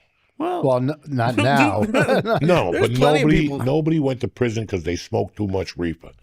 Nobody goes to the hospital because they smoke too much reefer. Yeah, Lisa's over there. She's about to say, yeah, but they have lung infections. I don't give a fuck. Oh, shit. That's not what I'm talking about. You know what I mean. You know, it's like, and so far in my world, I've been smoking it for 50 years. It's safe. It's safe. It's definitely the safest one. He's showing you're us. a handsome guy. You're like Bon Jovi's drummer. Look at you, a little shag like Bon Jovi's organ player. Rich, I'll have you send that to me, and then we'll put it in the podcast. Huh? If you want, you can send it to me. We can put that in. You know, and it's weird to think about addictions and shit. Like, I thought about this yesterday in the shower when it fucked me up yesterday. I was thinking about Mother's Day. And I'm like, you know, man, I've been in prison. You know, I lost a daughter. I've had a lot of heartache. And comedy's rough. You know, it's really rough what we do. I think the roughest thing was getting up for 45 years without having a mother. You know, that's been the roughest thing I've ever done in my life. You know, like it never goes away, that pain. So if I could outlive that, I could fucking do anything. So I'm happy I stopped doing all that shit. And now I just smoke my reefer. I giggle like a fag. You know, I eat my mushrooms from time to time. I giggle like a fag, you know, and I enjoy it. It's better than feeling the way I used to feel before. And I never liked alcohol either. I can't just drink alcohol. That shit's garbage. Got me sick. I can't do it. I never really liked the feeling at the end. See, you know? I was never close with my parents, but that taught me to be close with my kids. Like every day I watch my kids. Like I had them in the day. My ex-wife had them at night. Then when I turned 40, they went off to school. You know, I didn't watch them anymore until like 3 o'clock. So all day long, I was bouncing off of fucking walls. You know, because I have my kids, and my daughter's going off to college now. You know, I'm not gonna bounce off the walls now, but still. You're pretty calm for having a daughter going, but you already done this. You like that ad, the first kid, the mother's wiping down the kid, second kid, the kid's rolling in shit, and she just gives him a fucking, Yeah. You know, once you lived it, it's pretty easy. This is my first shot. It's you know, it's just scary. It's just scary to where your kid could end up if you make, like I was watching a movie the other day, and it was a criminal movie. And these guys are criminal, and they're leaving in the daytime with like kids in the house, 10, 8. When I was a criminal, the best thing about your life is you don't know if you're coming home for dinner. You just don't know, you know. I can't imagine getting arrested now and calling my daughter and going, I'm not going to be home for a month until my bail gets lowered. That's fucking insane. Like, I couldn't even imagine that. So many kids now grow up like that, though. You know, I mean, they're, what the fuck? I don't know. I don't know what I was going to say, but it was good. I had some serious fucking. I'm happy that. You know, man, when you do what we do, when you do what anybody does, you've realized that you get busy, and I get it with parents that make a lot of money and shit, and then they start getting nannies, and you know what, man? I always wanted to be there. And I'm happy now that I could be at the softball games. Yep. I wait for her at 2:45. That means the world to me. For me to be home when she gets off the bus, and I'm outside. I'm not inside fanning my pussy. I'm out there with attention, looking at that bus driver going, thank you, cocksucker. Yeah. And I make her sit outside and talk to me for a minute and check the mail. You know, I put her through all that shit. And I tell my wife, I go, I don't want to go home. The time I got in trouble was when I would go home and my parents would be home, because I would look. I would peep, look. And you find shit that you're not supposed to find. And I don't want her to go through that. No. So come home at 2:45, feed the fucking cat, eat your fucking lunch or the late lunch, and do your homework. And I sit downstairs, and if she needs help with the homework, I go upstairs until my wife gets home. And I fucking enjoy it. I'd rather do that than go into the city and do a podcast and giggle with a bunch of jerk-offs. Yeah. I'd rather do that. Listen, when I go on the road, I come home, fucking, I don't go New York, what? So I can sit around with some woke motherfuckers? Shut the fuck up. I used to drive back after a gig from on a Saturday night from Boston or D.C. to go to a game on Sunday, and I'm not trying to say, let me tell you something. If I'm lying, let a microphone break. Where you at this week, Rich? Well, this week I'm at Uncle Vinny's. I got a lot of shit coming up. Friday, but let's focus on this week, because Vinny's needs a lot of fucking help. So Friday and Saturday, you're at Uncle Vinny's. Point Pleasant, Uncle Vinny's. That's all you need to promote, because I see it all the time. Well, I'm in Connecticut in September. Nobody gives a fuck. Then I got to remember. Uncle Vinny's, 9 o'clock, Friday, Saturday, and Sunday. Fucking not Sunday. Friday, no, Friday and Saturday, 2 shows. That's it. Point Pleasant, Lee, where you at? I'm at Rodney's on Wednesday, and I'm with you on Saturday. And you with me Thursday. Oh, at the dojo? At the dojo, yeah. We're at I didn't the know dojo. about that one. Well, Friday, guess where I am Thursday? Friday, I'm with Rich. I'm going to go down there and fuck around with Rich. And Saturday, I'm in Philadelphia at Parks Casino. It's sold out, so don't even bother. I'm coming to the dojo Thursday. All right. I'll catch you in August, cocksuckers. You're going... That's the next show at the park. So it's sold out. That was fucking great when we worked there. Fuck yeah. That good fucking food. spray they put in the fucking They don't food. fuck around, Parks. Parks is a high-level organization. I support them to the utmost. That's great. I support the city of Philadelphia. I like people who got no class. And I got no class either. So it works for each other. We got no class. Nobody has to hide shit. I don't have to drive down there and make believe I'm somebody. Yeah. I'm just a Philly dirtbag. I'm going to go down there and go to Merlino's cheesesteaks, eat some of that gangster shit on Saturday, and that's it. From there, I'm going to shoot over, do the show, and I'm 42 minutes away. And we added a special guest. Rachel Feinstein will be there Saturday night. Nice. So we're rocking the motherfucking house. So she's funny. She's funny, and she's a good egg. Yeah. She's a very good egg. So I'm happy Parks you came on today, cocksucker. I used to park cars at the London House in Denver. At Denver? In Denver, when I lived in Denver. I never knew you lived in Denver. Just for 2 months, and then I couldn't get any Coke, so I came back home. You should have gone to Boulders, where you get Boulders. You know what I'm saying? Mr. Lucky's. Thank you for coming on, brother. Thank you for having me. Thank you, Lee, cocksucker. You okay today? I only made you take like 300, so this is the zone now. This is so the we zone. got more ABXs next week. I can't wait. All right. Stay black. Have a great week. And I want to thank our sponsors for always having our back. Kick this motherfucking Neil Lee.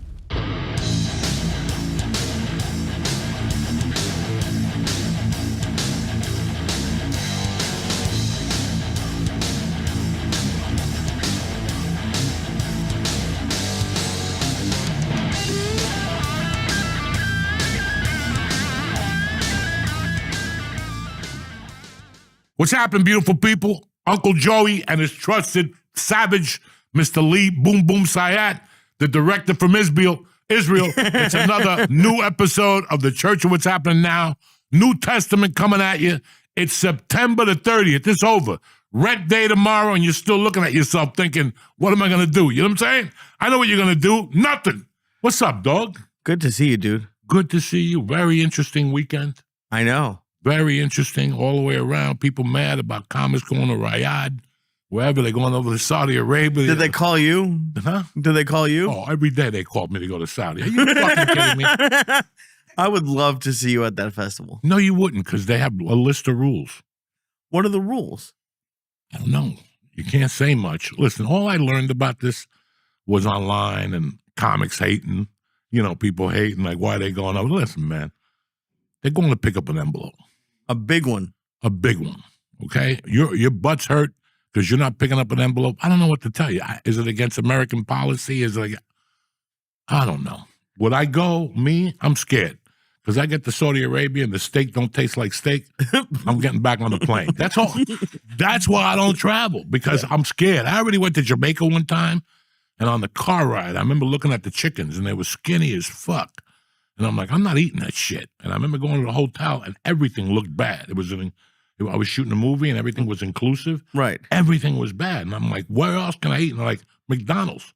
And I'm like, no, we got to go right now. We're leaving. I left. They fired me. Dude.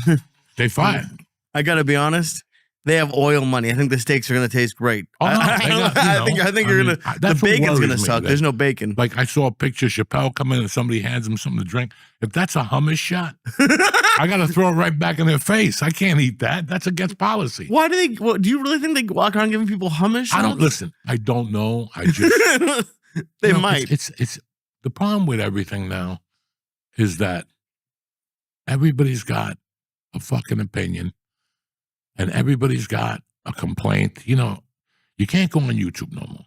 YouTube, my first page of YouTube is a fucking cry fest of who's selling out, who's woke, who's anti-woke, this comedy scene in Austin. And everybody's hating. Nobody's popping anybody up. Nobody's going, hey, man, this is what's going on. It's just 15 videos of fucking, how everybody's doing everything wrong. Well, it's sad, but like, you put up a video that says a comic gives love to all of his favorite comics. It'll get 6 views.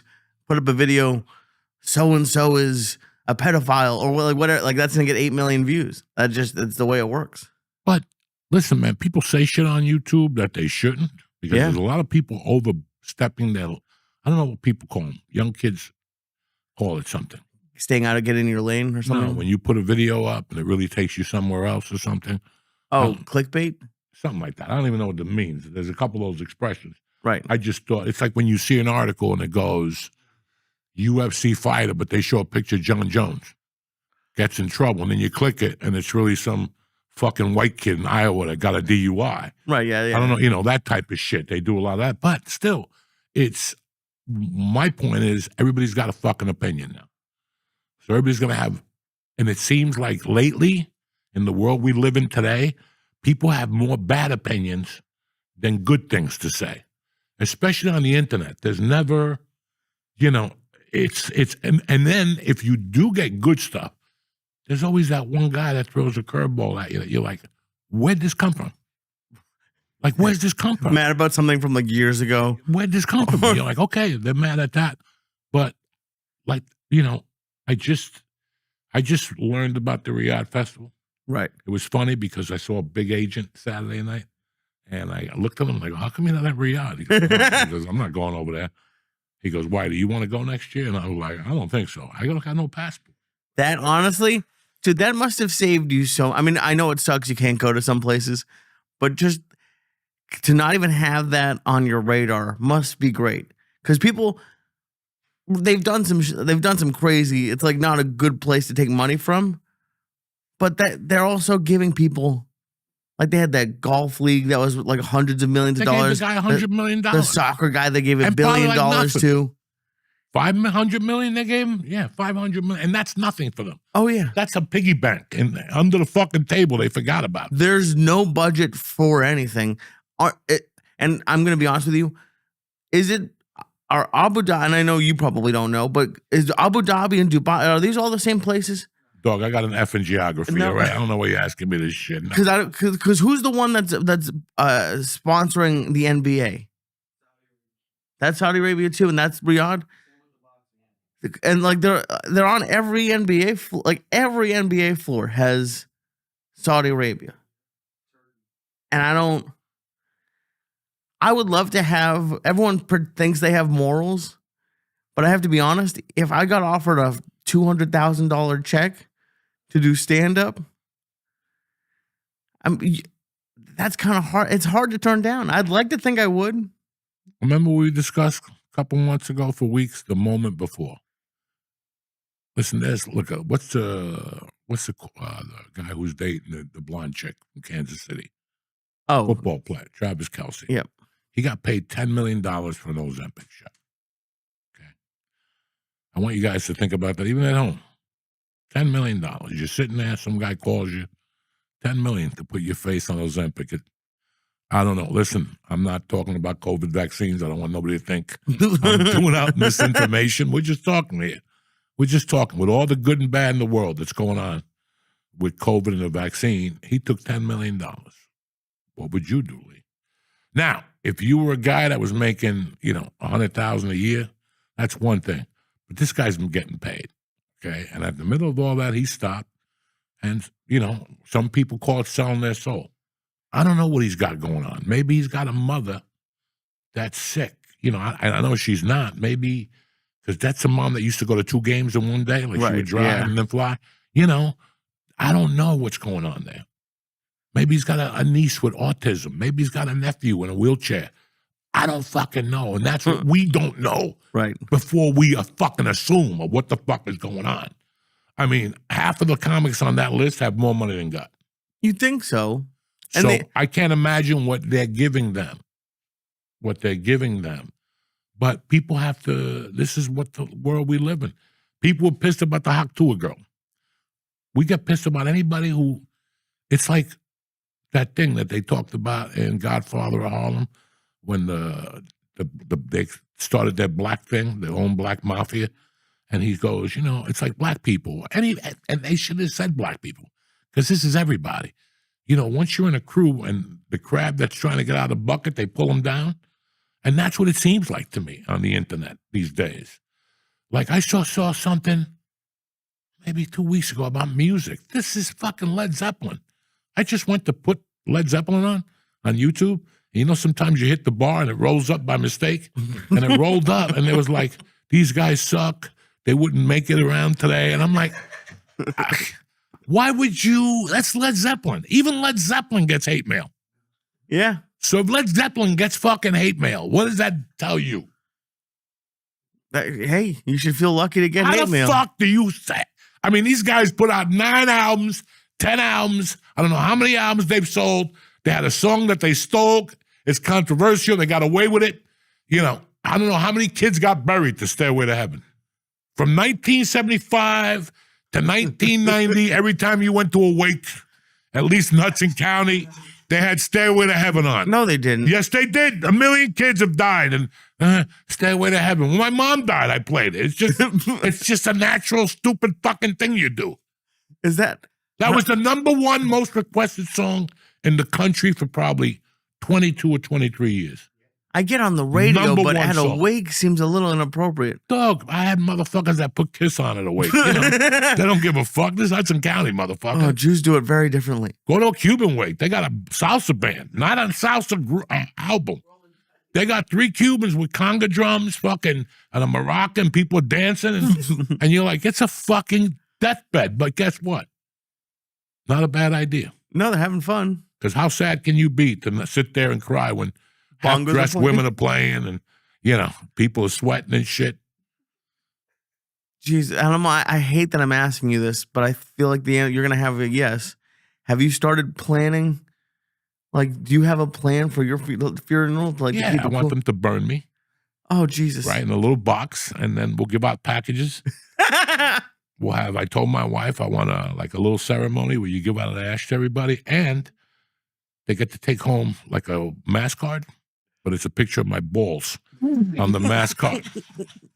2 fucking balls in my prime, so you'll always remember who the fuck I was. The documentary not balls? Not this ugly face, not the no teeth, not the Trump ear, none of that shit, not my pigeon toe, not my fungi toe.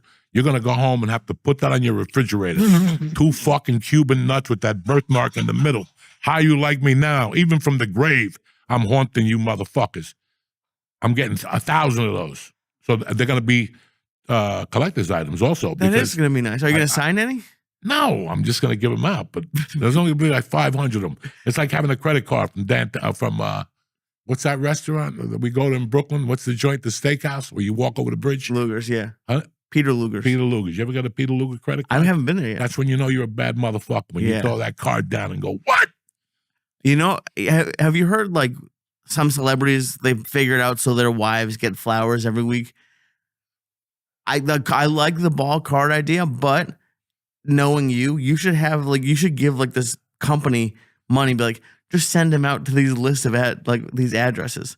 Because can you imagine people getting it in the mail? A card and it's your balls, like 10 years. Geniusly. Just still. Or like fucking Federal Express knocking on your door. Yeah. When you're in the shower. Dun, dun, dun, dun, dun. Bing bong. And you open it. It's a picture of my nuts. From beyond the grave. Happy birthday. Happy birthday. That's genius. Bro, we should start that company. Where we fucking, that was the company in Things to Do in Denver when you're dead. You put tapes down. And then when your grandkids grow old and they want advice from you, you go down there, you put the tapes on. Right. And they showed the one guy, listen, treat women like shit, like I treated your grandmother. They're all pieces of shit. And you're fucking. But this one is just pictures of your balls. That's it, to everybody. Can you imagine it's your birthday and you get one of those Federal Express at your doors with my balls? Happy birthday from beyond the grave. That's the fucking card. Oh. Let me tell you something. That'll send you into fucking hysteria. How does he know? He's still alive. He's like that Cuban woman. He's in Cuba. Yeah, she finally died. The chick that shot the cop. Tupac said she was hiding in Cuba. Damn, I had no idea. She was hiding. How long has she been hiding there? 70 fucking years. And they couldn't even go down there and get her out. What does that tell you? That's fucked up. 70 years in Cuba. But yeah, all those things. I don't want to plan my funeral. No. It's boring. It's fucking, but you want people to be alive. Like I went somewhere the other night. I went somewhere that should have been alive. I went to a comedy show and I walked in the back and it was like a Netflix shooting and it was like a fucking church. And I had 2 joints of Moon Rock in my pocket. And I took about 20 minutes of that disaster and I fucking asked one of the camera guys, I go, you got a lighter? He goes, yeah, you can't smoke in here. I go, dog, it's a fucking morgue in here. We got to set the herb man free. I just started smoking. People were looking at me like I had 3 heads. I was clapping by myself like an idiot. I took 2 of those fucking 500 milligrams, Minda Cloud. I had 1,000 milligrams in me. I went to the first show, and then I shot over to fucking Smith & Walensky, and I devoured a split green pea soup. Nice. With croutons in it. Then I fucking dug into the fucking, the steak. I had some tuna tartare. Wasn't bad, but it's not my favorite, but it was good. I wanted the protein. You know what I'm saying? I'm out and about. I'm an old man. I need protein. And I got the fucking steak. and I smoked another moon rock, and I went back up there. And then things got deep, and I told the driver, let's go, motherfucker. And that was it. I was home by 11:15 Saturday night.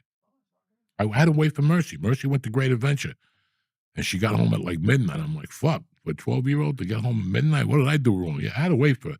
I'm going to check her eyes, make sure she's not drinking and shit, you know. Oh, she went with just her friends? Yeah, like 10 of them, 10 little 8-year-olds. Did you check her eyes? Oh, fuck yeah. I want to see when she walks in the door. I want to see that she's not disheveled, you know. I want to make sure, because like that, if somebody does say something to me, I can go, oh, she's right. She walked in here like OJ after he killed his wife, all fucked up, eyes all over the goddamn place. Yeah, I can't have that. Eyes like OJ. Well, you got to wait for your kid, and you got to. I have to let her know now that I'm going to be awake every time she walks in that fucking door. So I got to set a precedent today, not tomorrow, not threaten her with it. I didn't mind that she was out till midnight. Listen, what's the option? She's going to sit in that fucking room and watch Brooklyn Nine-Nine till midnight, and then come down and watch The Honeymooners till 1 with me. I'd rather her. She's only going to learn about life if I kick her out of the fucking house. Right. You know, to a degree. Her mother wasn't with her. Her mother had her own problems. Was this the first My time wife got her fucking teeth yanked out. Aye. She wasn't leaving the goddamn house at all. I had to keep bringing her back Carvel milkshakes because that's all she could eat for 2 days. Did you get one for yourself? The first day I went, I got a 12-ounce small, thin, and it's the owner, the Chinese guy. He knows how to make a shake. Nice. Velvet. Velvet. See, I finally found my first thick one in the city, but I don't want to leave the Mercy stuff. Was this the first time that you had to wait up for her? I was nervous about it all night because I knew, first of all, she was punished.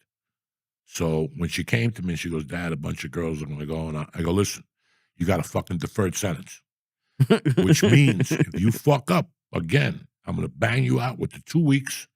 I'm going to add another 2 weeks. And I'm going to take your phone. I'm going to jump up and down on top of it 80 times. So note, that's the fucking punishment if you fuck with me again, okay? So you could go have a good time. I offered her money. She goes, no, I got my own cash. She's out of her mind. She went down there. But when she came home, she had like a ripped shirt, like she was a spooky Halloween character. I don't, listen, I don't ask. I just look for scratches and shit. I look at the nails to see if there was blood in them, whatever the fuck. Because God knows. So I just had to, listen, I believe in that shit. I know how I grew up, and I wish there would have been somebody there most nights. They would do surprise attacks. So I would always, and in those days, you come home, you're like, fuck, I just wasted that Visine for nothing. And some CK cologne or something, because you got to put cologne on, CK, you got to think a little bit of, and you couldn't get Listerine in small bottles then. Banaka or Scope. Right. And I wouldn't even spit it out. I just drink it because you know it's in your fucking testicles, whatever the fuck it is. Yeah, but then I also, like, doesn't that also just prove you're guilty? Like, why else are you coming home smelling like mouthwash at 2 a.m? I did always. Oh, no, every kid does it. It's but who the fuck knows? But you have to be prepared if they're awake. Yeah, my eyes are just real bright right now. Sometimes she knew I drank, so I could always blame it on, but she also knew I wasn't a drinker. She knew it from watching. Your mom? She's watched the refrigerator. There's no beers missing in my house. There's no alcohol missing. Every once in a while, somebody come over and I go, you want to pour some out and pour water in it or something? You know. Right. But no, I wasn't a drinker, so she trusted me with that. So if I had booze on my breath, she didn't give a fuck. She knew I only had one beer. And then she'd tell me, put the toilet next to your fucking bed because you're going to puke. Because she knew I was an alcohol puker. Oh, damn. That was the giveaway. I always got sick. And you were 15 when your mom passed? Yeah, 16. So it was like 2 years before that I drank. One night I went to that kid who was here. I told you, the Villo, and they were drinking out of the garbage can. And I fucking woke up in a lawn a block and a half from his house. And I got woken up by a cop that we used to play basketball with that was a great man, but he wore colored socks. In the 70s, that was a no-no in our neighborhood. If you had sneakers on like these idiots today that you see with sandals on and colored socks, that's a beating in North Bergen. That was a beat. How severe of a beating? Just a couple smacks to the face and go home and put the right socks on. Because even the high school threw you out, because in those days, they said if you cut your foot, the ink from the sock would leak into the cut and you die. Right. So the fucking school even had a rule, no colored fucking socks. So like Spanish kids didn't want to do gym, so they wear like the Puerto Rican socks, like the Guinea socks with the fucking strings and shit. No, Jim, you get an F for the day. Hey, you weren't allowed to wear those shit. Now people wear black socks up to here with flip-flops. 20 years ago, they call you in an alley. Come here, man. I want to give you something. I just want to make sure it's white socks. White socks, always. So Okay. he used to, whenever he wore black socks, we would foul him. That was our thing. Whenever he wore the black socks, I know, because they're young. They don't fucking know the rules. I've always worn black socks. Yeah, I know, Black, 'cause you're a gray. Well, the white ones get all stained. Yeah, I know. I've always worn black. I got a pus stain by my fungi toenail. You got a don't pus see me stain wear- on your no, toe? It's a joke. It's a joke. I don't think it is a joke. It's a joke. But anyway, whenever we'd play and he'd wear the black socks, we'd foul him heavy duty. Under the basket, we'd all jump on him and karate chop and shit. So he got the hint. He started wearing white socks. But he picked me up. He woke me up at 6 a.m. on Richie Sensulo's lawn. And said what? You're fucking drunk, Coco. You have to go home. And he put me in the cop car and he knocked on my door. And my mother answered the fucking door and said, what happened? I picked him up on the lawn. And my mother smelled the alcohol and the whole fucking deal. So Are you gonna be? Because like I grew up in a very strict house. Like none of that was cool. And then, like, I mean, you are who you are. Like, what if she came home smelling like something? if I came home smelling, No, what if she came home? Like, how strict are you gonna be? Are you gonna like? Is she allowed to drink? I mean, what do you? Now she's way too young, I would imagine. But let me explain something to you. The children that are out today, at least in my neighborhood, and when I talk to parents, these kids don't do much. They're not looking at it like we did. It's not. Kids today aren't growing up with drugs around. Like the kids, and like in my town, a lot of parents smoke pot. Don't smoke; they take gummies. right. That's in the 70s. It was mother's little helper. You know what I'm saying? So that drinking shit isn't like here. Remember, I grew up in a place where right across that fucking bridge, I get whatever I want at whatever fucking time I want. That's a very ugly concept to have in your mind when you're right here and you're 10 minutes away from the most outrageous city in the world at that time. I know. From peep shows to alcohol to drugs on the street to the village. You had this Central Park, McSorley's Ale House, Washington Square Park. You had this whole thing where it was drug kind of ridden in those days, you know? And I'm not saying there's no drugs in New York City. There's tons of fucking drugs. But it's not in your face no more. Like the kids are not. I've heard that drinking's down for sure. Drinking's down. Drinking's down. I guarantee vaping and smoking pot's got to be up at that age. I don't know. I'm not a fucking whatever, but there's always going to be, like, people are going to find it. But yeah, I think you're right that probably stuff is on the way down. But everyone experiments. listen, she's getting exposed to it right now. Yeah. Okay. The best thing I'm doing right now, she's never seen me smoke, but she smells it. When you're exposed to it and you see the effects, like if she goes to school and they're like, marijuana causes narcolepsy and it causes this and it causes that and it'll make you, she's sitting in the back going, my fucking dad smokes every fucking day. Right. And he's tip-top Magoo. He's functioning. He has a job. He does this. He goes to the gym. He talks to my mom. He goes to dates with my mom. I mean, what the fuck? So it was the same for me when I was growing up. And it was even worse in the 70s, the propaganda. Right. The anti-smoke. I had a godfather who picked me up every Saturday on his own merit and take me to Times Square and take me to a movie, and he'd take me to Tad's Steakhouse and he'd take me to see like girls dance, like even at a young age. You go, come on, you like girls, right? And I go, I don't know. Yeah, you like girls. But he always smoked. And all that happened to him was he'd giggle and his eyes would get red. And then he'd go to work on Monday through Friday and pick me up on Saturdays. So for years, you hear this rhetoric of what marijuana does to you. And I look at him and I go, I don't know what they're talking about. This guy didn't have long hair.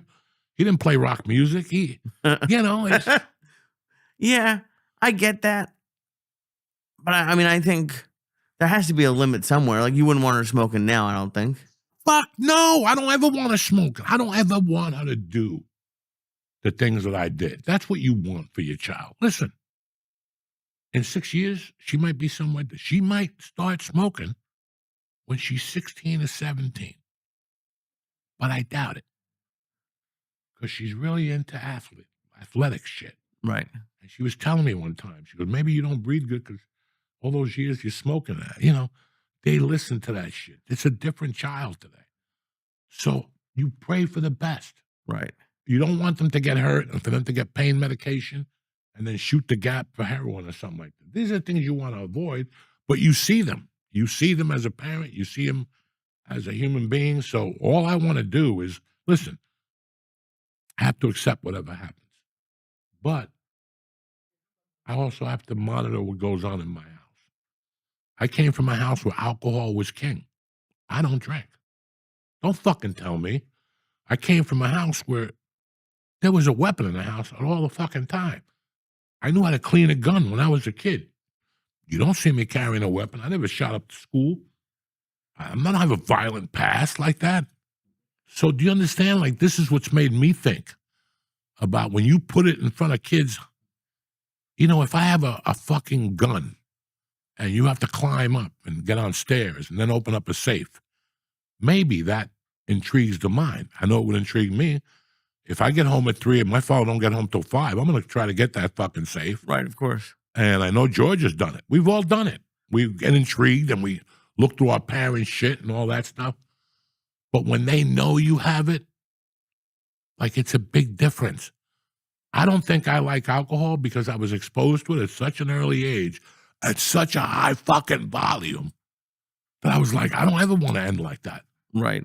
When I was 14, I would see my mother yell up for me at 8, and she would be making me breakfast or whatever, and at the same time, she'd be pouring a fucking Heineken in tomato juice.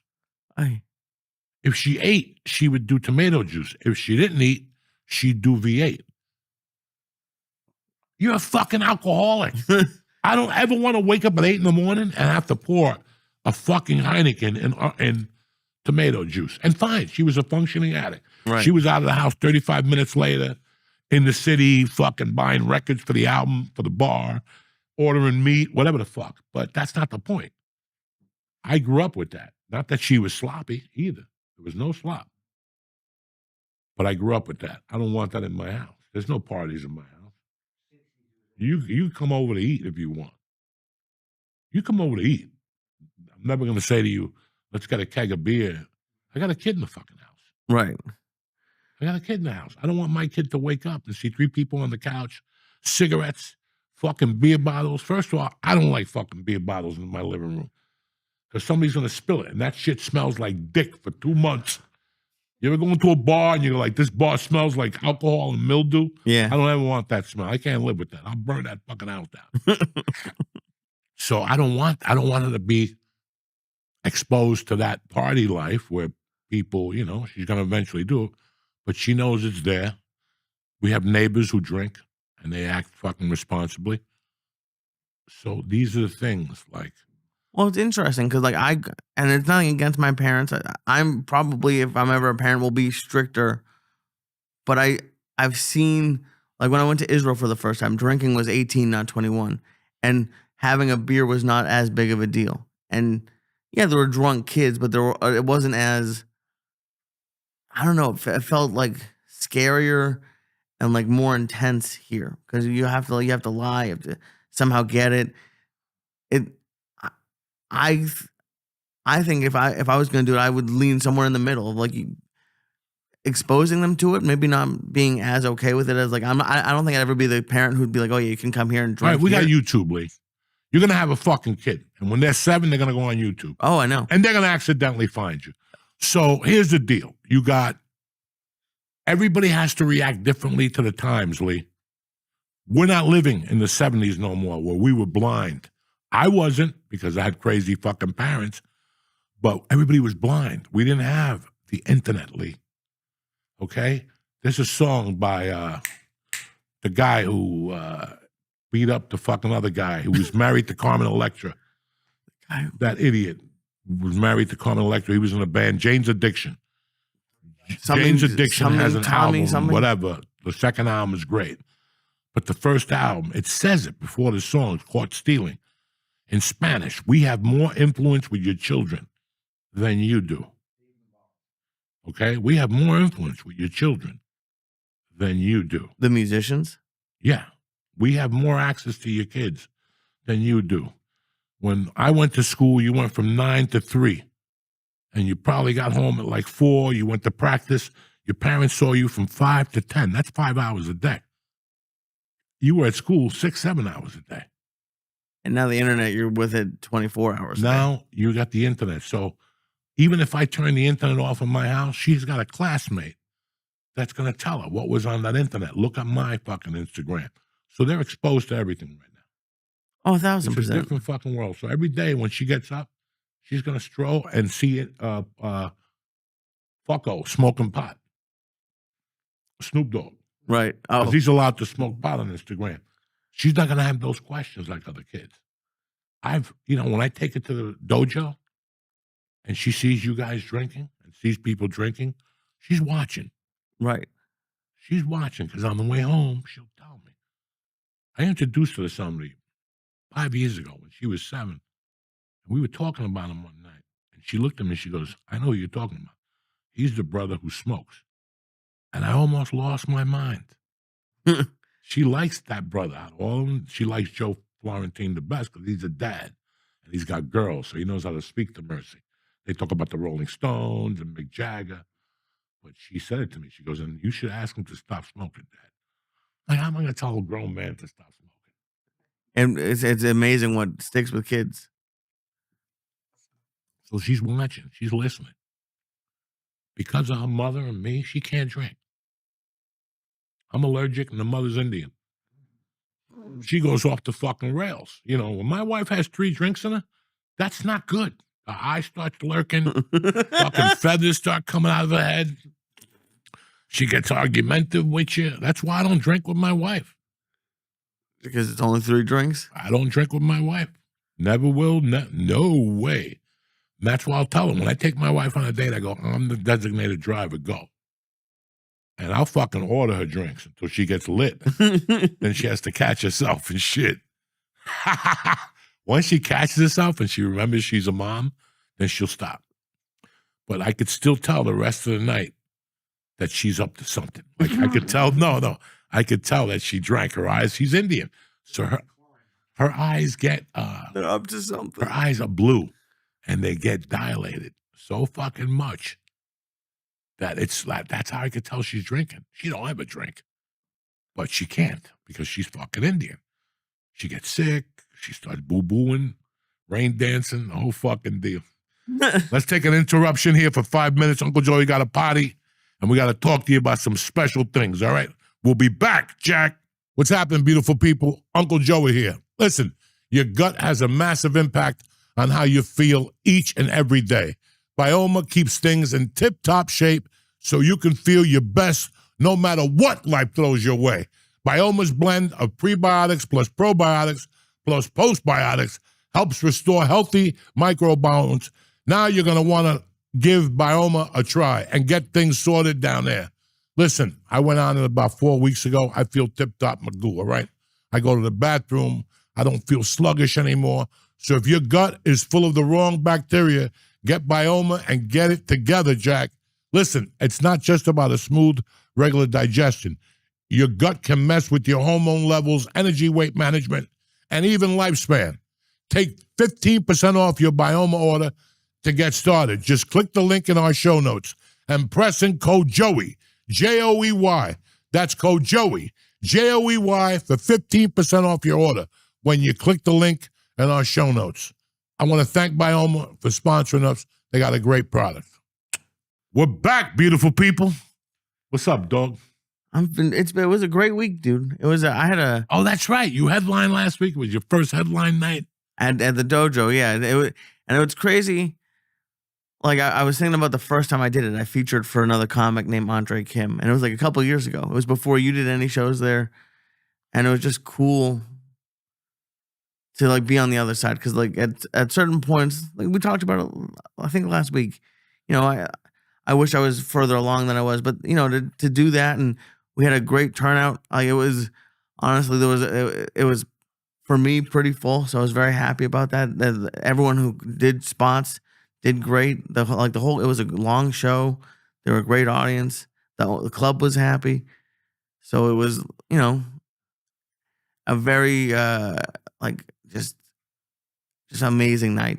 I don't know. It was. I know. I've been there, dog. Yeah. I know what those nights are special, and how you go home all tingly and shit, and then the next day you're at an open mic following a guy with a tuba. Oh yeah, it's fucking great. Your life is fucking great, But I saw the pictures and I was very happy for you.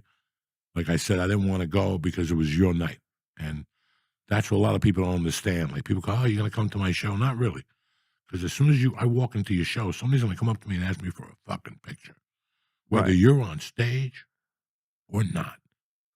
People have no clue. So that takes the attention.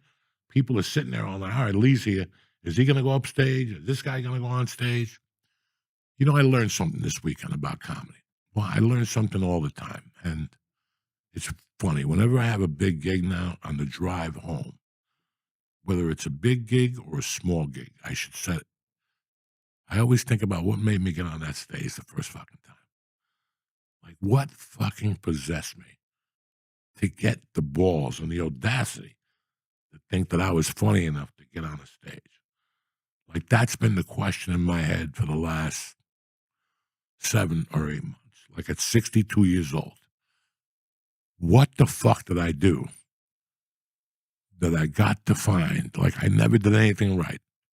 Never did anything right, guys. Never. All my decisions were shit because they were drug-induced. This was from somewhere completely different. And I really practiced it when I was in prison, of all fucking places. Like, that's when I said I wasn't even practicing, guys. I was just going up there and goofing. They call it goofing, whatever, when you just go up there. They would just go up there and talk to them. I would get on top of a table. There was no stage, Hmm. And then in there, people were like, this is what you should be doing. I'm like, these guys are all losers. They're in a fucking federal penitentiary telling me my next career option. Are they it's like, and I always think of that. And that's what you should think about. What really possessed me? And you're going to hit me. Everybody's like, well, I saw Richard Pryor tape. No. What made you get in that fucking car that night? Go in there because it's the hardest thing you'll ever do. The first time, it's the hardest thing you'll ever do. It's what I was trying to say in the beginning of the podcast is that you have so many critics right now, but nobody really knows the journey. Everybody's criticizing this person, this comedy scene, this guy's anti-woke, this guy's R-rated, this guy's punching down, this guy's punching up, but nobody really knows the journey, and that's what pisses me off. I didn't want to talk about this, but I do have to add leverage to this because he's getting beat up right now in the press, and I thought about it. And it's my friend Theo Vaughn. I was there Saturday night, Lee.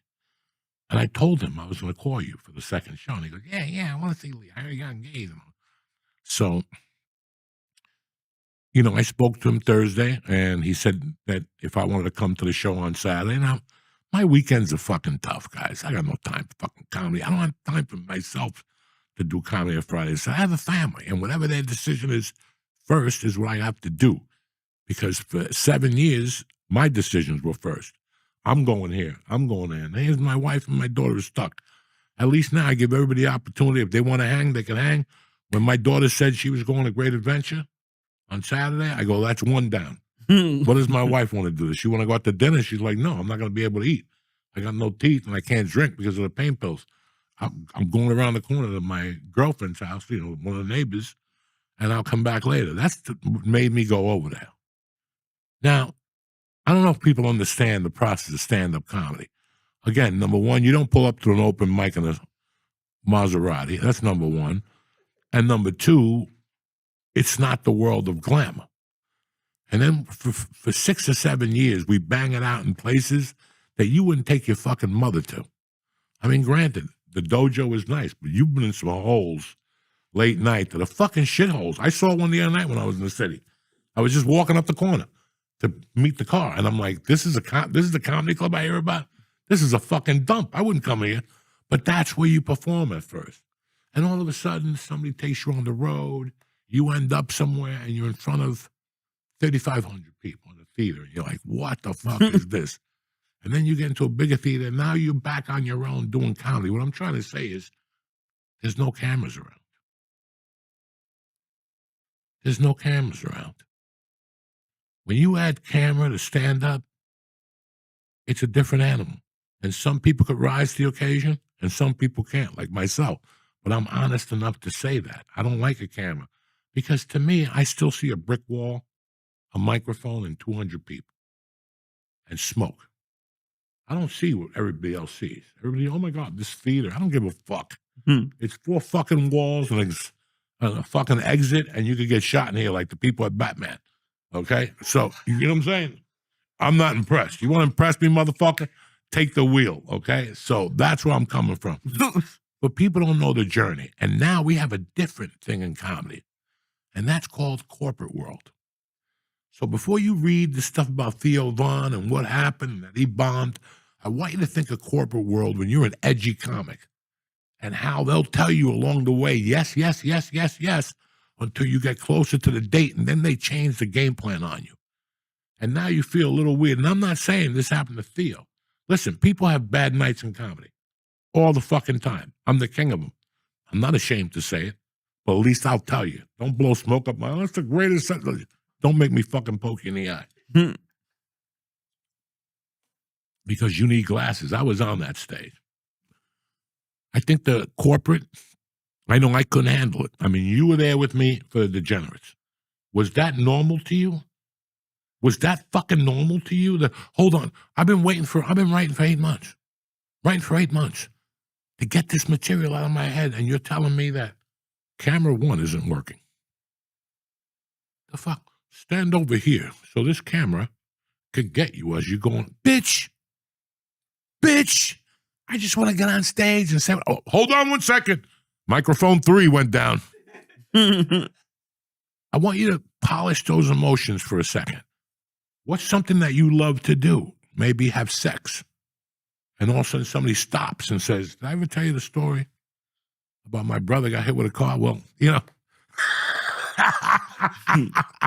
you might as well, I might as well put my dick away because this ain't going to even work after this fucking story. That's what that is. You know, we're living in a world now. You think these podcasts, I can come on here and say what I want to say anymore? You guys ever wake up in the morning and this podcast is 28 or over? Oh, yeah. We're living in a corporate world, and some people could work well in it, and some people can't, and most people can't, especially comics. They don't know what they're going to say. They don't know what comes out of their mouths. When we're up there and we're dying and you got a gun to my head, I could either do good or fucking do bad. You know, when we went to Florida, that was a tough night for you. That's 8,000 eyes, and you fucking came through. But I want you to think about that. You went up on stage in front of 8,000 eyes. If I would have told you that before you went on stage, that's like calling you Lee Swat. You know what I'm saying? Like, some people do that, though. Eyes. People will come up to you right before a show like that, but like a lot of people, huh? People do that. They want to shit in your pants, in your leg. I don't want to run with people who piss on your leg. There's a time to piss on people's legs. There's a time not to piss on people's legs. Yeah. First of all, I don't want to know what's out there either. No. I don't need to know. I don't give a fuck. I don't give a fuck if I sell out or not. I'm there to do comedy. That's where we all get it wrong. You're there to fucking be funny for an hour. So the more shit you eliminate, you said something to me before, that you eliminate stuff. I said, we were talking about a subject, and you said that was smart of you, that you've eliminated that. It's like when I got into comedy, I knew I wasn't going to be on Letterman or The Tonight Show. Out! Out! I'm not going to work that clean. But Joey, listen, by the time I get to go where I'm going, there'll be a different platform. That's exactly what happened. Right. Some people do good. I can't fucking do something. I know for the Riyadh Comedy Festival, bro, it's a country that fucking, if you don't wear a barker, they throw you in jail for 15 fucking years. Right? If you don't put that thing around your face, right? If they catch you doing something, it's a fucking nightmare. So you think they're going to let me go over there and talk about, oh, we'll probably be happy if I do my gay bits. Because they hate gay people, right? If you're gay, they kill you over there. I mean, they don't even play. Right. You can't show up with a pelican on your shirt. Like, they'll just stab you. That shit is done. They don't even tolerate, oh, he's amazing. Boom, bam, they'll stab you. You got to keep your language certain. That was very beautiful. Thank you. I enjoyed your meal dearly. But that shit, it's amazing. Boom, they'll stab you right on sight. They don't even want that starting. That's spreading. So what do you think they're going to say to me on stage? What can I really talk about? You can't talk about religion. Can't talk about a lot of things. You know what? If I take the money, I'm going to do bad. If I take that money, Lee might do a lot better. But for me, I'm going to take that money and just go there knowing I'm going to bomb. I'm Hudson County. I didn't show up anywhere to lose. Even if I lost, I didn't show up to lose. You have to, when you get into situations, you have to make your life easier. Right now, I wouldn't have known what to do if I was Theo on Saturday night. There was 4 people talking to him at one time. Telling him what, and with shit that doesn't matter. But when you're shooting something, you want to give somebody as much content as you want, as I can, because you could always cut it out. I can't add it. I can't be in the green room going, fuck. I wish I would have had a cut from the side. Look how beautiful that stage is. Look how the lighting. I should have fucking taped myself in the back smoking a joint with Lee before I go up there and Lee kicks me in the ass as I'm going up. But you learn. I'd rather do it because I can always take it out. Right, absolutely. But I can't hunt it down. What am I going to rent the theater, put extras and kick you on the... No. So let's shoot it. So I understand that. But we do that maybe later. We do that in between shows. Go early for it. Let's get that one in the tank. Yeah. When I'm shooting a special, the first one is the one you're going for. And if you bomb, fuck it. I got late show. And you saw it. I bombed. I bombed them, both of them. But the first show when I taped the special, bombed. Are you talking about Netflix? No, the one I did in Chicago with you. In Chicago. First one I did bombed. The first little thing I laid down, there was a guy, I was agitated. Then they told me how to darken my hair, that the camera, they spray painted my fucking bald spot. I need this shit. I just want to crack a few fucking jokes. Would you, and I think you've talked about it, like, would you just like to just be filmed without like your knowledge and like in that be put up? I'd rather that happen if I did stand up. But again, if you're going to show up on an iPhone 14, and the only reason I know it's 17 because my phone fell out the other day and some guy's like, look, that's an old iPhone. I go, I buy a new one when they fucking break. But I'm going to go down there like the rest of the masses. But I heard the camera's badass. Yeah. It jumps up and down. Yeah, so, when I'm ready to drop 1,800 now. Is it really? Holy shit. And they don't even let you pay it. They make you finance it, right? No, you can pay it. Yeah, they want the monthly. That's a lot of dough for I don't even give a fuck anymore. I don't have Facebook on there. I don't have Twitter either. I got Instagram. That's it. Text messages and people call. There's nothing else I use on here. Nothing. All these apps, I don't know nothing. I got Uber once in a while. I got Lexus. I got fucking Whoop. They have flip phones. They have what? They have flip phones with apps now. Well, this is the shit. You got to eliminate all this shit. This is garbage. But you do need it. You know what I'm saying? So what are you going to do? You do need it. If again, $1,800. $1,800 to talk to people before you even get the party started. Dude, fuck that. That's too much. Dog, that's the world we live in. And everybody goes down there and pays them. It's like a superhero movie. The more you go, the more these phones are going to keep making. I paid $1,200 a year ago, and I thought that. Bro, when they told me when I got this one and T-Mobile, because no Sprint no more. Right. Because I show up to Sprint, like, we don't even know what you're talking about. We handle fucking bicycles now, I don't even know what you're talking about. No, you got to go to T-Mobile. I went to T-Mobile, very nice, but again, they're like, you got to do this, and this one's already starting to fuck up. Like it charges really fast. Like the other night, my phone died, and I didn't give a fuck about nobody calling me. I was in the city. All I wanted was to find out what was going on with my daughter, Great Adventure. Because I had a bad feeling that night. That one of those horror buildings would fall down or something like that. And I got to go down there and search through the rubble. So I fucking, you know what I'm saying? I can't imagine you searching through the rubble. Oh my God. And I got in the car. It was just me and this guy, Bob, one of the best limo drivers I've ever had in my fucking life. He was great because he told me first he was from South Broomfield. No, the other town I live close to. Not Broomfield, fucking Brunswick. I just kept calling him South Brunswick. On the way, I'm like, listen, on the way back, we're going to go to fucking the strip club right there. Just me and you. He's like, that's okay. He goes, I'm 20 minutes from here. I'm like, all right. He was cool as shit. Awesome. He stopped at Starbucks for me. He stopped at the ATM. He goes, let's stop at the ATM. You need cash? No, let's do it. Boom. Got cash. We shot into the fucking city. He was right there. And then my phone died. He's like, I'll go get you a cord. I'm like, you're a bad motherfucker.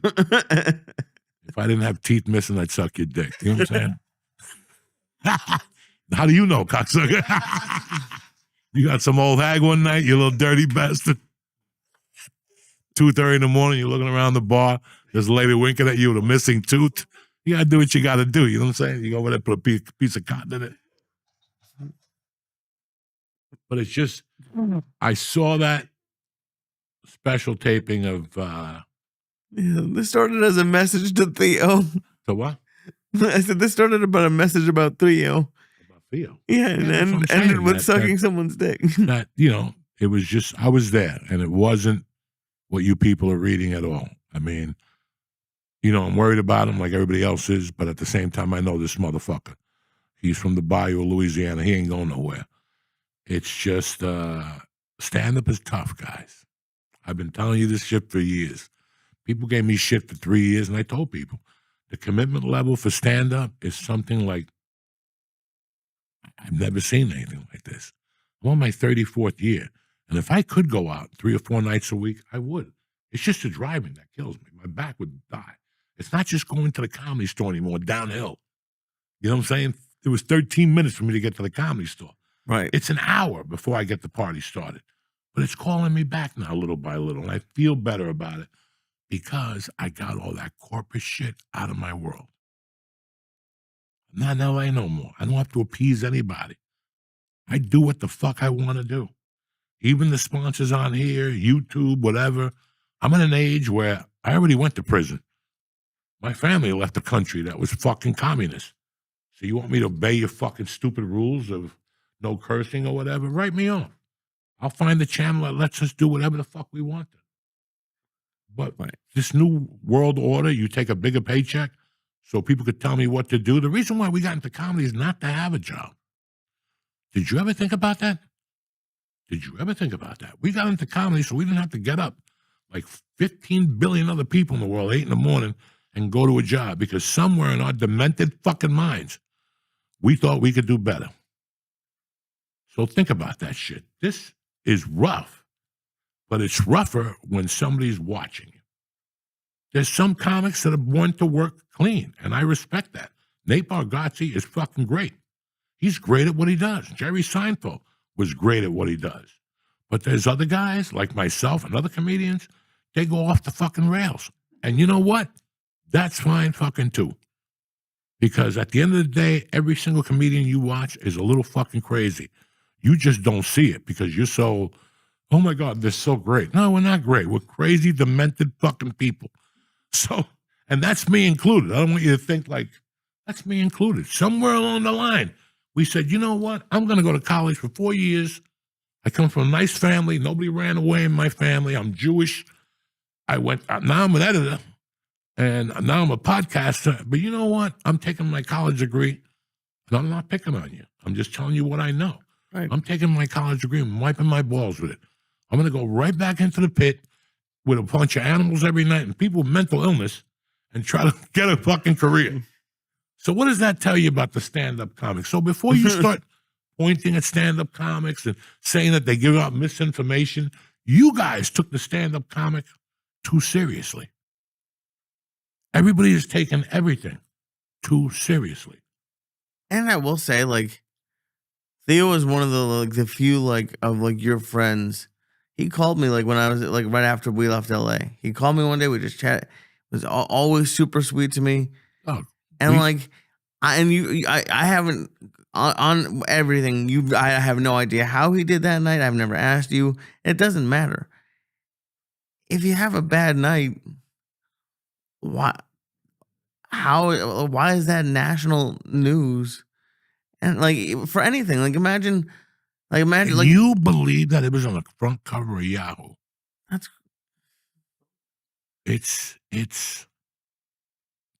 we need to know everything. This is why, again, today, I'm not putting anybody down. I go on these sites some days and I read one thing and I close it.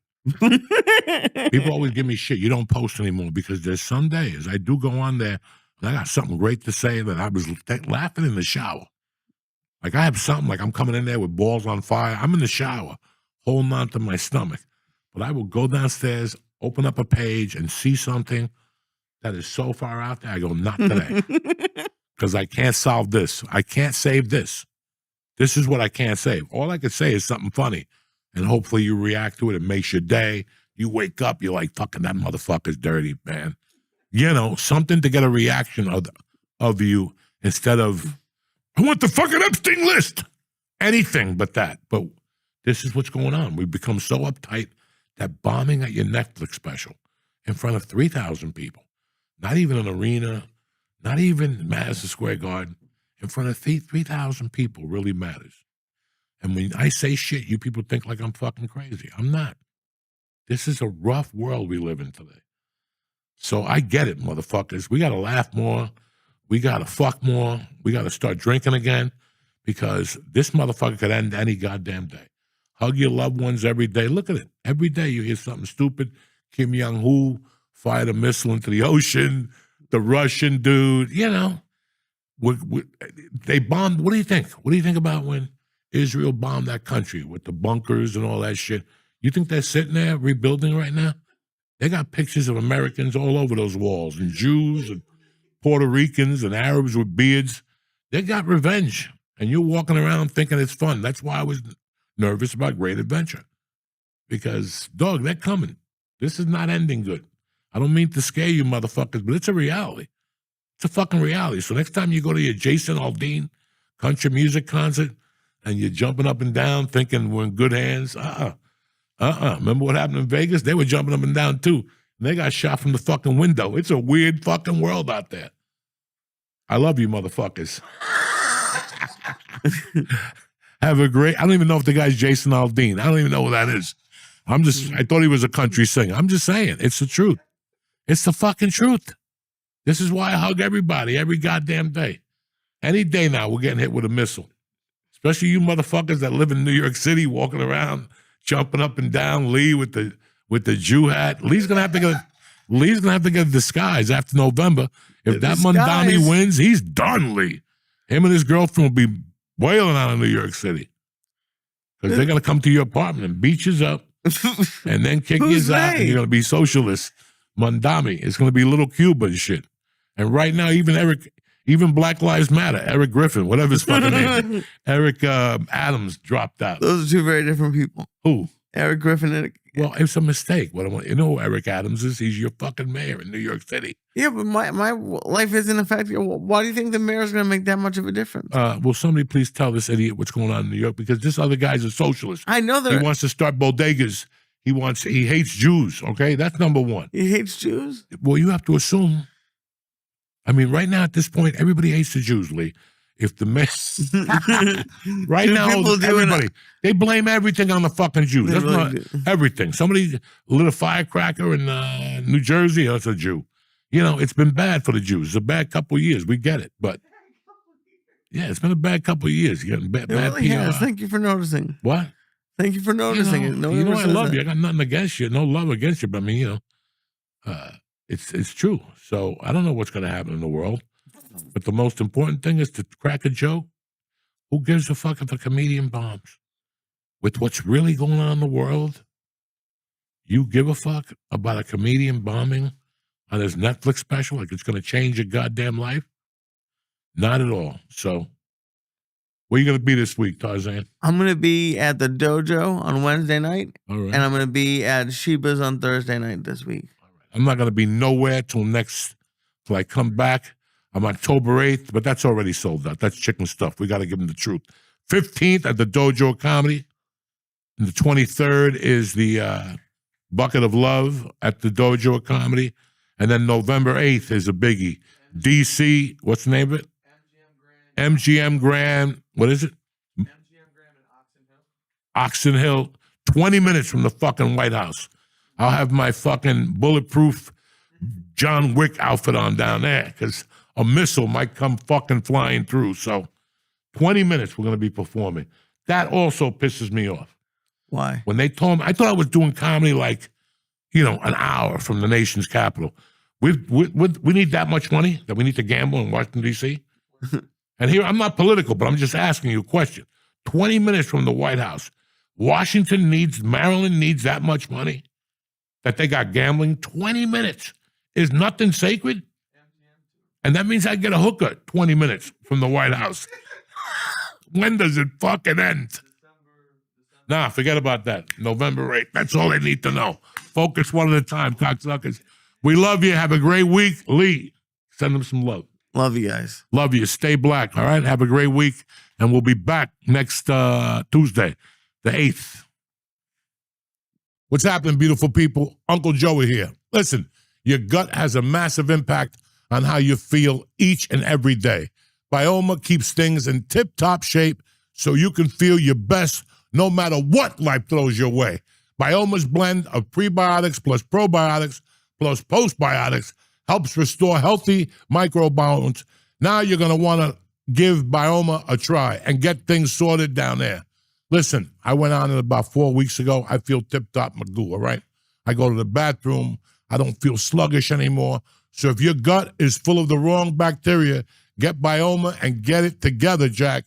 Listen, it's not just about a smooth, regular digestion. Your gut can mess with your hormone levels, energy, weight management, and even lifespan.